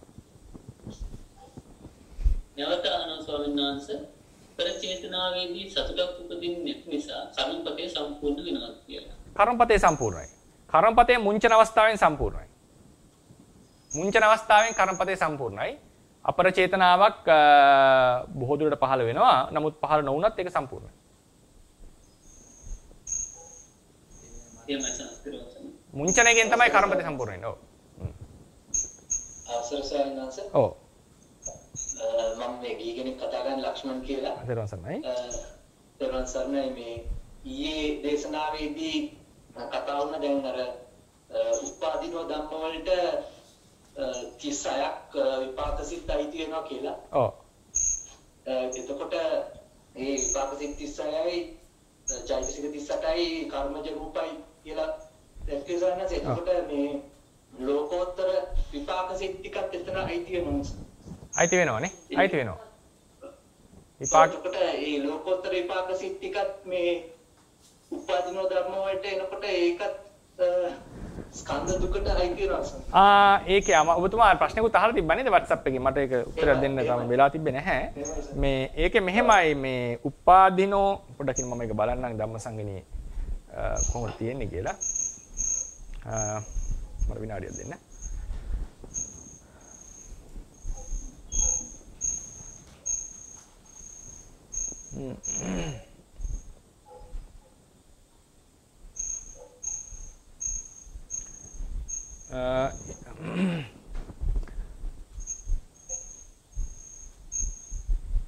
කතමේ ධම්මා uppannā චතුස භූමිසු විපාකෝ යංච රූපං කම්මස්ස කතත්තා ඉමේ ධම්මා සියා uppannā සියා උපාදිනෝ නවත්තබ්බා අනුප්පන්නාති. උපාදිනෝ කියන ගණයට වැටෙනවා. මේ ලෝකෝත්තර ඒවා. එතකොට මගේ අතින් කියවෙන්නේ නැති එහෙනම් මේ උපාදිනෝ කියලා කියන්නේ ස්කන්ධ දුක කියලා. ඒ කියවෙන්නේ නැත්තේ මේ උප්පත්තිය කියන කර්මණු කරගෙන. එහෙම නැතුව මේ ලෝකෝත්තර උපාදිනෝ සියල්ලක්ම දුක කියලා කියන්න බෑ. මොකද ලෝකෝත්තර චෛතසික තියෙනවනේ චිත්ත චෛතසික. ඒ අර නිකන් අර පොදුවේ දේශනාවක් ලෙස යන නිසා උපාදිනෝ ධර්ම තමයි දුක කියලා මම උපදින්නට තියෙන දුක කියලා කියන්නේ නැති. ඒ කියන්නේ මේ ප්‍රතිසන්දි අවස්ථාව ගැන විතරක් සලකලා.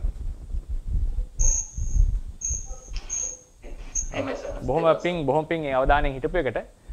ඔව් ඒක නිවැරදි කරන්නට ඕනේ. එහෙම වචනයක් කියවුණා නම් ඒ කතා කරලා තියෙන්නේ මේ ප්‍රතිසන්දි අවස්ථාවේ පහළ වෙන ලෞකික ස්කන්ධයන් ගැන තමයි මේ කතා කරලා තියෙන්නේ. එහෙම නැතුව මේ මොනවද ප්‍රතිසන්දි හෝ ප්‍රවෘත්ති අවස්ථාවේ පහළ ලෞකික ස්කන්ධයන් ගැන නැතුව මේ ලෝකෝත්තර සිත් වලට දුකයි කියන්නට අවස්ථාවෙන් නෙවෙයි. තේරුම් ගන්නයි. සයිනස් මම ප්‍රේමලාල් සයිනස් එතන විපාක සිත් 36ක් කියලා ගණන් ගන්නේ කොහොමද? විපාක සිත් 36ක් කියන එක ගත්තොත් අපි ගත්තොත් අහේතුකවල තියෙනවා. අහේතුක අකුසල විපාක 7යි කුසල විපාක 8යි හරිනේ. ඊට පස්සේ මහා විපාක 8යි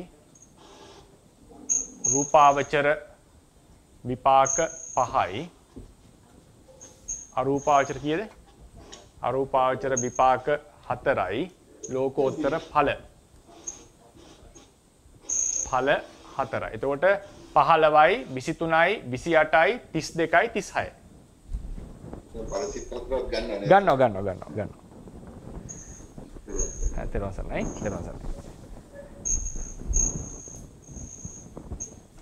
අවසරයි සමනාංශ තව ප්‍රශ්නයක් තියෙනවා. ඔව් තේරුම්සන්නයි කියන්නේ. තේරුම්සන්නයි.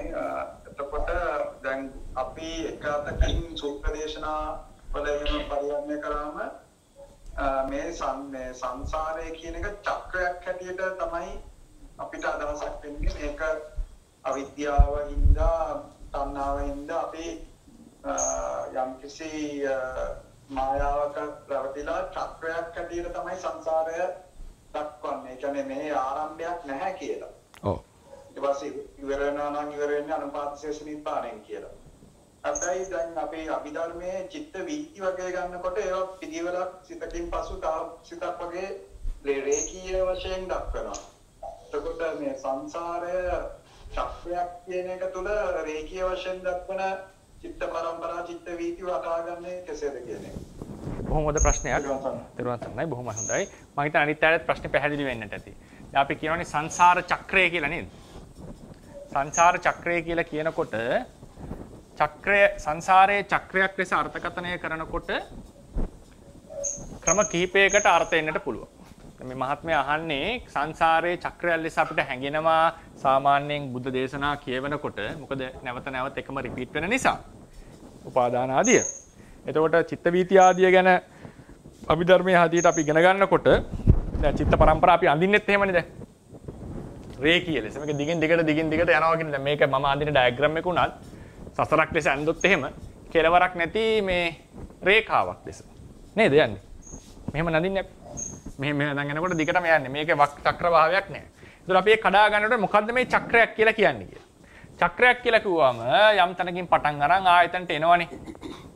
සංසාරයේ චක්‍රයක් කියලා කිව්වම සමහර මම දැකලා තියෙනවා අර්ථකථන ඇවිල්ලා තියෙනවා. ඒ කියන්නේ කෙනෙක්ට අර්ථකථනයක් එන්න පුළුවන්. සංසාරයේ චක්‍රයක් කිව්වම ඒ දේ ආපහු රිපීට් වෙනවා. ඊට පස්සේ සමහර කෙනෙක් කියන්න පුළුවන් වෙච්ච දේ ආපහු වෙනවා. ඒ කියන්නේ මේ සිදුවීමම ආපහු වෙනවා කියලා කෙනෙක්ට කියන්න පුළුවන්. මේ ධර්ම දේශනාවම ආපහු සිද්ධ වෙනවා. එහෙම අර්ථකථනයකට එන්න පුළුවන්. තව එකක් තමයි චක්‍රයක් ලෙස කිව්වම මොකද්ද? දැන් ලෝකේ විනාශ වෙනවා, හැදෙනවා, ආපහු විනාශ වෙනවා, ආපහු හැදෙනවා. හැබැයි ඒ ලෝකයේ ඇතුළේ වෙන සිදුවීම් එකම දේ නෙවෙයි. ගිය කල්පේ මේ ටික සිද්ධ වුණා නෙවෙයි. ඊළඟ කල්පේ මේ ටිකම සිද්ධ වෙනවා නෙවෙයි. එහෙනම් චක්‍රීය භව ඇවිල්ලා තියෙන්නේ ඒ මූලික સિદ્ધාන්ත වලට විතරයි. තේරුණාද? මූලික સિદ્ધාන්ත වලට විතරයි. ඒ කියන්නේ ලෝකේ විනාශ වෙනවා, ලෝකේ හට ගන්නවා. ලෝකේ විනාශ වෙනවා, ලෝකේ හට ගන්නවා. එතකොට චක්‍ර භවක් තියෙනවානේ. උදාහරණයකට සංවට්ටහයි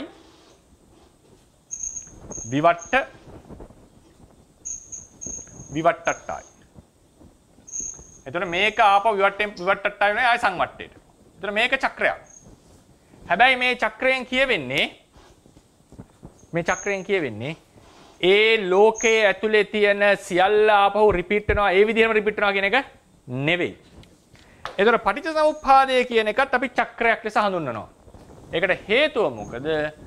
උදාහරණයකට කර්ම වට්ටය, ඒ කියන්නේ අපි හිතමු අවිද්‍යා, තෘෂ්ණා, උපාදාන ආදී නිසා කර්ම රැස් වෙනවා.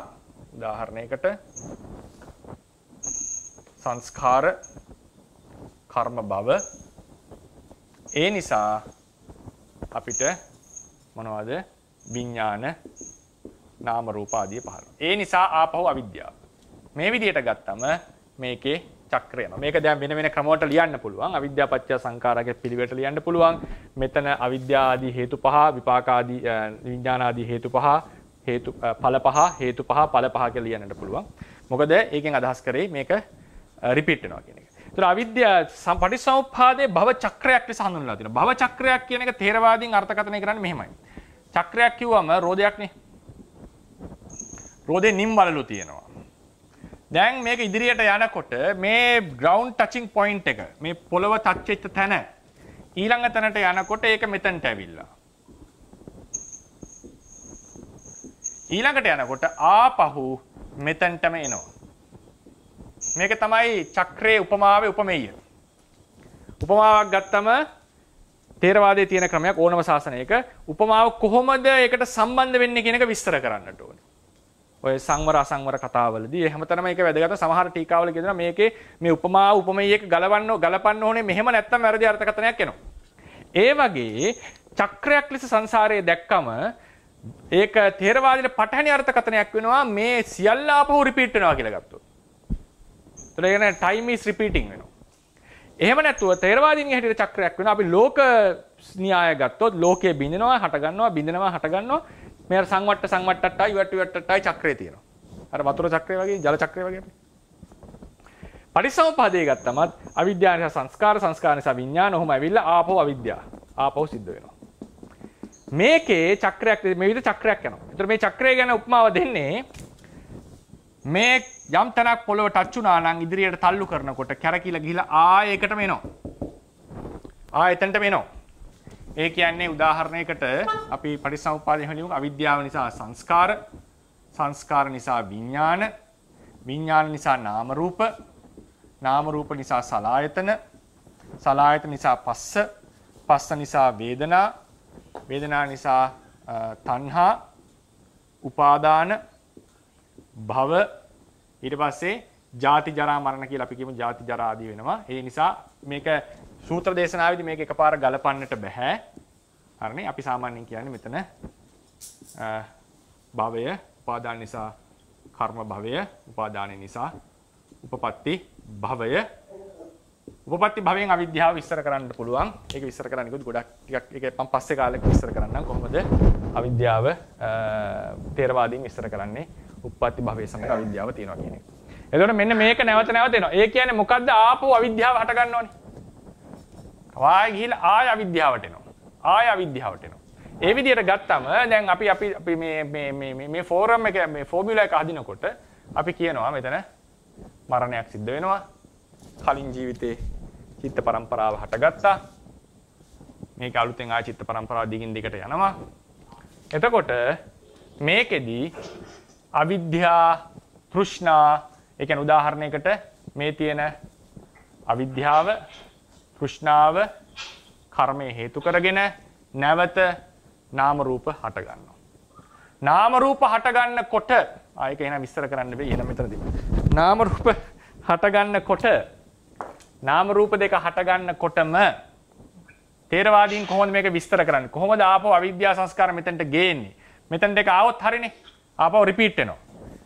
ඒ ටච් පොයින්ට් එක ආපහු ටච් වෙන එකනේ වෙන්නේ. ඒතර අවිද්‍යා තණ්හා උපාදාන කියන ඒවා පරමත්ත ජාතික වශයෙන් තියෙනවා අප්‍රහීන භාවයෙන් අලුතෙන් හට ගන්න මේ ජීවිතයක් හට ගන්නකොට අපි මෙතන ඉඳලා තමයි ඒක කවුන්ට් කරන්නේ.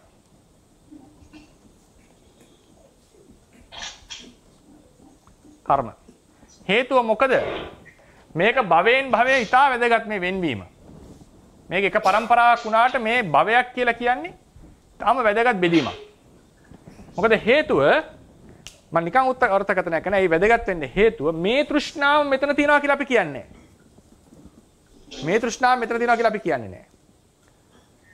මෙතන අපි කතා කරන්නේ මේ තෘෂ්ණාව මේකට හේතුව పూర్ව භවයේ අප්‍රහීනව තිබුණා වූ තෘෂ්ණාව. මේකට හේතුව ඊළඟ භවයට හේතුව අලුත් භවයේ පවතිනා වූ අප්‍රහීන වශයෙන් තියෙනා වූ තෘෂ්ණාව. ථේරවාදීන්ගේ අර්ථකථනය ථේරවාදීන්ගේ මේක හම්බ වෙනවා පටිසම්භිදා මාර්ග අට කතාවේ සහ සුත්ත නිපාත අට කතාවේදී. මොකද්ද විස්තරය? යම් අපරිඤ්ඤාත ස්කන්ධයෝ මම මේක පස්සේ කතා කරන්න ඉතින් නමුත් දැන් ඒක කියන්න වෙනවා වගේ හිතෙනවා. අපරිඤ්ඤාත ස්කන්ධයෝ යම් භවයක පහළ වෙන. අපරිඤ්ඤාත කියන්නේ මොකද්ද? මාර්ගං ඥාණයෙන් පරිඤ්ඤාවට ලක් නොවිච්ච. ඒ කියන්නේ විදර්ශනාව සම්පූර්ණ නොවිච්ච. රහත් නොවිච්ච නොකිය කිව්වොත්. රහත් වෙනවා කියලා කියන්නේ ස්කන්ධයෝ සම්පූර්ණයෙන් විශ්ලේෂණය කරලා අවසන් කියන එක. එසේ අපරිඤ්ඤාත පරිඤ්ඤාවට ලක් නොවිච්ච ස්කන්ධයෝ යම් භවයක හටගනී නම් එතෙන් පටන් තතෝ පට්ඨාය එතෙන් පටන් අවිද්‍යා තෘෂ්ණාදී කෙලෙස් ධර්මයෝ අනුසයනය කරනවා යයි සැලකිය යුතුයි. ඊළඟ ථේරවාදීන්ගේ තව විශේෂ එකක් තමයි මෙතනින් කඩනවා. මේකම මෙහෙම ගියා කියන්නේ. තවත් සියුම් තැනක් ඒ ගැන වෙනම කතා කරන්න වෙනවා. ඕක ඉදිරියට යනකොට මම මේ මාතෘකාව මරණෝපපත්ති කතාවේදී ඒ කියන්නේ නාම රූප ගැන කතා කරනකොට විශේෂයෙන් කතා කරන්න.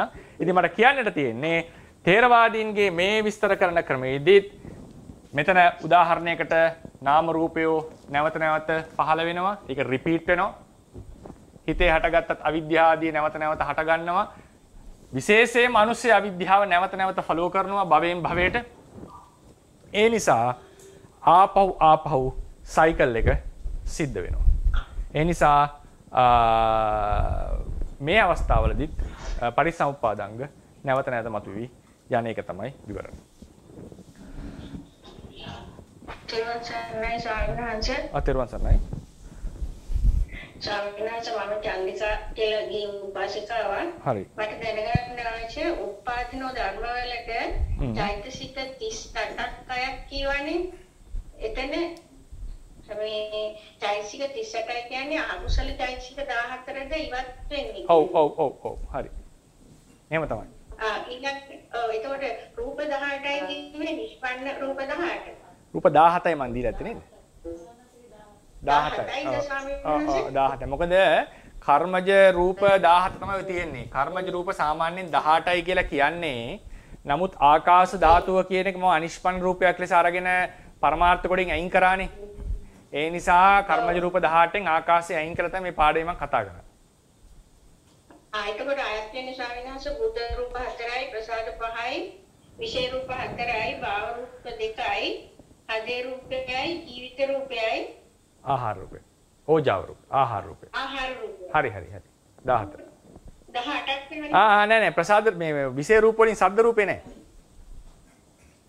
ශබ්ද රූපේ අයින් වෙනවා. ශබ්ද රූපේ. ශබ්ද රූපේ කර්ම නිසා. 17. හරි පිංචි දෙන ස්වාමීන් වහන්සේ. හරි සමයි. අවසරයි ස්වාමීන් වහන්සේ. අතේරුවන් සමයි. chat එකට තවත් ගැටලුවක් කියනවා කියලා සුබෝධ කියලා ස්වාමීන් වහන්සේ නමකින්. ස්වාමීන් වහන්සේ සාසය කියන වචනේ දෙකදීමේ දහ කියන එකේ අර්ථ හතර පිළිබඳව නැවත කෙටියෙන් දේශනා කළොත් වටිනවා කියලා පිළිගන්නවා කියලා තියෙනවා. සාසව කියන එකේ සහ කියන අර්ථය නේද? සහ කියන අර්ථ හතර පිළිබඳව කෙටියෙන් දේශනා කළොත්.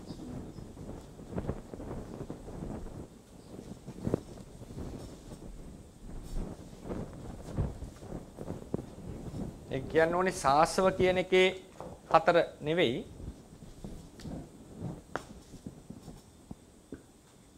සාසව කියනකොට ආවේ සහ ආසවේහි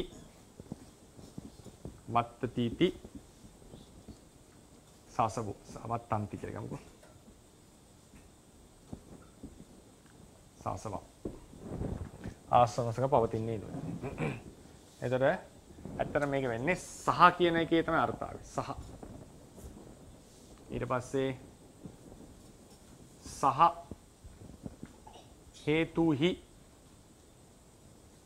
වත්තන්තිති සහේතුකා සහ පච්චයේහි වත්තන්තිති සප්පච්චය සහ නිදස්සනේන වත්තතිති සනි දස්සන. ඔය අර්ථ හතර සහවල. වෙනස් අර්ථ හතර. සහ හේතුහි වත්තන්තිති සහේතුක. වත්තන්තිති කියන්නේ පවතිනවා කියන එක. සහ හේතුහි වත්තන්තිති සහේතුක. හේතුන් සමග පවතින නිසා සහේතුක කියලා කිව්වා.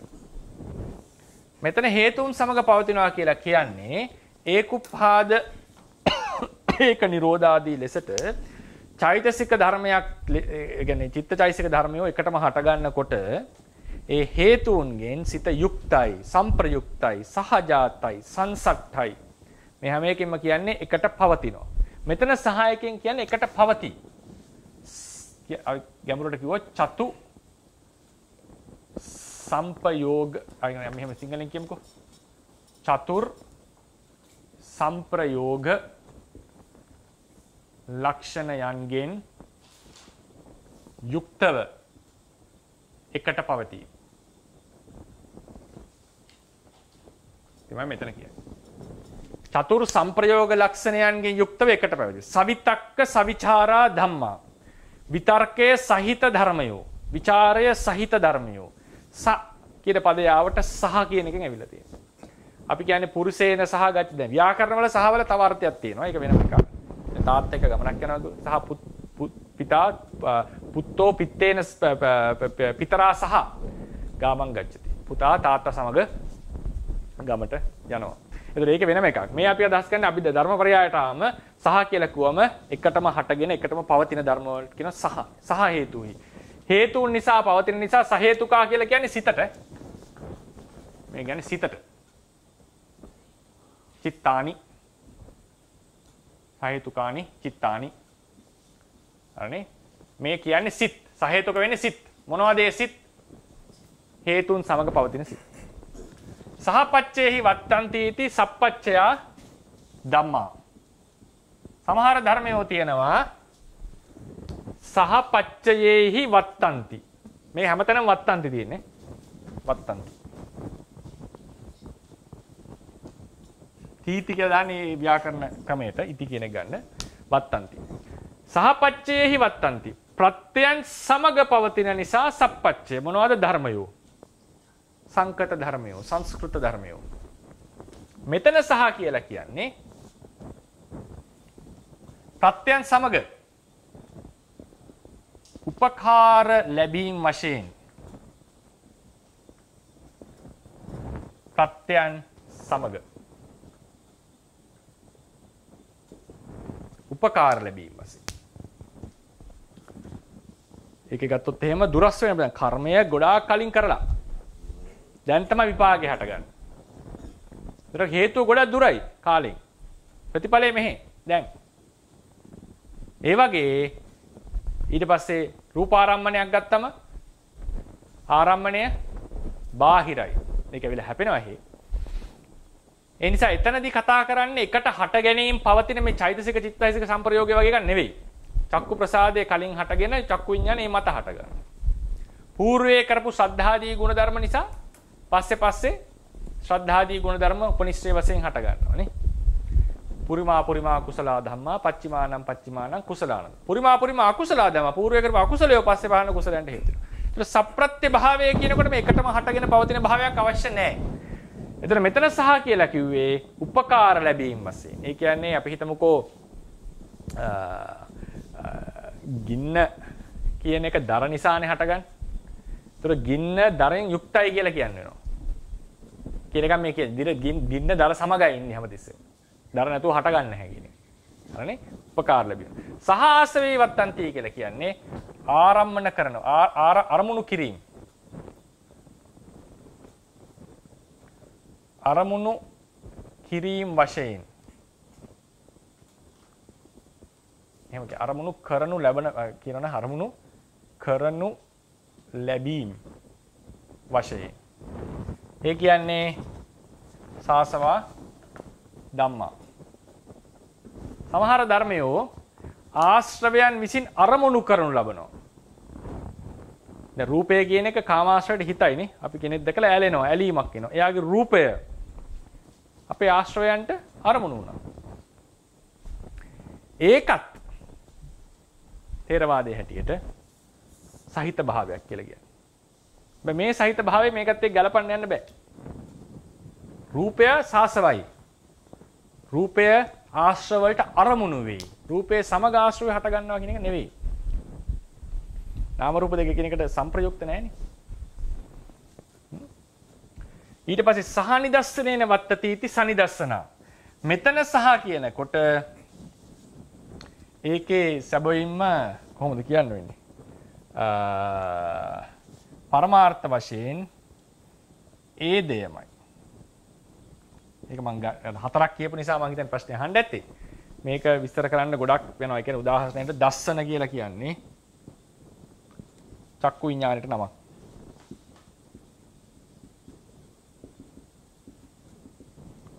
නිදස්සන කියලා කියන්නේ ඒ චක්කු විඤ්ඤාණය අපි දල වශයෙන් කෝ චක්කු විඤ්ඤාණයෙන් අරමුණු කරනු ලබන රූපයට නමක්. නිදස්සන. දස්සන කියන්නේ චක්කු විඤ්ඤාණයට, නිදස්සන කියලා කියන්නේ රූපාරම්මණයට. සහ නිදස්සන කියලා කිව්වම සහ නිදස්සන කියලා කිව්වොත් සමගනේ සහ කියන්නේ නිදස්සනය සමග. ඒ කියන්නේ රූපාරම්මණය. රූපය කියලා මෙතන අදහස් කරේ වර්ණ රූපය. වර්ණ රූපය. වර්ණ රූපය සහිතයි. වර්ණ රූපය සහිතයි. දැන් ඒක අපි විශේෂයෙන් අපි දැනගන්න ඕනේ. දැන් අපි දන්නවා සිත වේදන හේතුන් සහිතයි හේතු සහිත සිතක් කියලා කිව්වොත් හිත එකක් හේතු එකක්. හරිනේ? වේදනාව සමග යෙදෙන ධර්ම කියලා කිව්වොත් වේදනාව සමග යෙදෙන ධර්ම කොත් වේදනාව ගණන් ගන්න නැහැ අපි. වේදනාව ගණන් ගන්න නැහැ. දැන් අපි හිතමුකෝ එක කාමරයක අපි හිතමු ලංකාවේ මිනිස්සු දෙන්නෙකුයි ඉන්දියාවේ දෙන්නෙකුයි පාකිස්තානයේ එක්කෙනෙකුයි හිටියා කියලා. නේද? ලංකාවේ දෙන්නයි ඉන්දියාවේ දෙන්නයි පාකිස්තානයේ එක්කෙනයි. ලංකාවේ එක්කෙනා මේ පළවෙනි එක්කෙනා තවත් ශ්‍රී ලාංකිකයෙක් සහිතද? ඔව් තව ශ්‍රී ලාංකිකයෙක් කෙනෙකුට ඇසුරු කරන්නේ. ඉන්දියානුවෙක් සහිතද? ඔව් දෙන්නෙක් ඉන්නවනේ ඇසුරු කරන්නේ. පාකිස්තානුවෙක් සහිතද? ඉන්නවා. මේ ලාංකිකයටත් එහෙමයි. මේ ඉන්දියානුවට එයාට ඇසුරු කරන්න ලාංකිකයෝ ඉන්නවද? ඉන්නවා. ඉන්දියානුවෝ ඉන්නවද? ඉන්නවා. පාකිස්තානුවෝ ඉන්නවා. මෙයාට ඇසුරු කරන්න ලාංකිකයෝ ඉන්නවා, ඉන්දියානුවෝ ඉන්නවා, තව පාකිස්තාන් කෙනෙක් ඉන්නවද? එයාට ඇසුරු කරන්න පාකිස්තාන කෙනෙක් නැහැ. හරිනේ? ඒ නිසා ඔහු අපිට කියන්න පුළුවන් පාකිස්තානුවන්ගෙන් සමග නෙවෙයි මේ වෙලාවේ ඉන්නේ. එයා පාකිස්තාන පැවැත්ත. ස්වාමීන් වහන්සේ කෙනෙක් ඉන්නවා, ගිහියෝ දෙන්නෙක් ඉන්නවා. එක ගිහියට තව ගිහියෙකුට ඇසුරු කරන්න පුළුවන් ස්වාමීන් වහන්සේට ඇසුරු කරන්න. අනිත් ගිහියටත් එහෙමයි. ස්වාමීන් වහන්සේට ගිහි දෙන ඇසුරු කරනවා. හැබැයි ස්වාමීන් වහන්සේ කෙනෙක් ඇසුරු කරන්න ඉන්නවද? නෑනේ. එතකොට ඒ වගේ වර්ණ රූපය සහිතයි සනිදස්සනගේ නිදස්සනේන කියලා කිව්වම වර්ණ රූපයේ සහිතයි කියලා කියනකොට ඒකෙන් කියවෙනවා වර්ණ රූපයෙන් වෙන කෙනෙක් කියලා. හරිනේ? වෙන කෙනෙක් කියලා. නමුත් ධම්මසංගණයේදී නිදස්සන කියලා කියන්නේත් සහ නිදස්සන කියලා කියන්නේත් වර්ණ රූපයටමයි. වෙනසක් නැහැ. ඒ නිසා මේ සහ කියන එකේ විශේෂ අර්ථයක් ඇවිල්ලා නැහැ. ඒ දෙයමයි රිෆර් වෙලා තියෙන්නේ. ඕක තමයි හතරවෙනි අර්ථය. ඒක සමහර කෙනෙක්ට අමාරු වෙන්නේ නැති කමක් නැහැ. අපි ඒක ඉදිරියේදී දීර්ඝව ඒ කියන්නේ ඒක කතා කරන තැන් ඉදිරියේදී මතුවේ. ඕක තමයි සහ කියන එකේ අර්ථ හතර. මම හිතනවා දැන් කාල වේලා ගොඩාක් ඉක්ම ගිහිල්ලා. ඉතින් අපි අවසරයි ස්වාමීන් වහන්සේ. ඔව්. කියන්න බලන්න. ස්වාමීන් වහන්සේ. ඔව්. සංයෝජන වල අනුශය අවස්ථාව නැති කරන එකට කර්මක්ෂය කියලා කියන්නේ. කර්මක්ෂය කියලා කියන්නේ කර්මයෙහි ප්‍රතිසන්දි ලබා දීමේ හැකියාව නැති කිරීමයි. කර්මයේ ප්‍රතිසන්දි ලබා දීමේ හැකියාව නැති කිරීම තමයි කර්මක්ෂය කියලා කියන්නේ. කර්මය නැති කිරීම නෙවෙයි. එතකොට කර්මයට ප්‍රතිසන්දි ලබා දීමේ හැකියාව ලැබිලා තියෙන්නේ සංයෝජන ධර්ම නිසා. ඒ නිසා සංයෝජන ප්‍රහාණය කිරීම තුළින් කර්මක්ෂයත් සිද්ධ වෙනවා. ඒ නිසා මාර්ග ඥාණයට රාගක්ඛය, දෝසක්ඛය, මෝහක්ඛය, කම්මක්ඛය කියන හැම නමින්ම හඳුන්වන්නට පුළුවන්. පැහැදිලිද?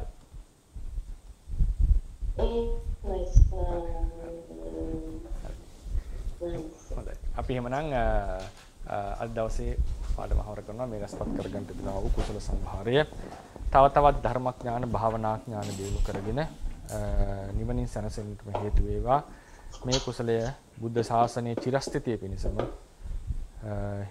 හේතු වේවා කියලා ප්‍රාර්ථනා කරමු. බුද්ධ ශාසනං චිරන් තිට්ඨතු බුද්ධ ශාසනං චිරන් තිට්ඨතු බුද්ධ ශාසනං චිරන් තිට්ඨතු සාදු සාදු සාදු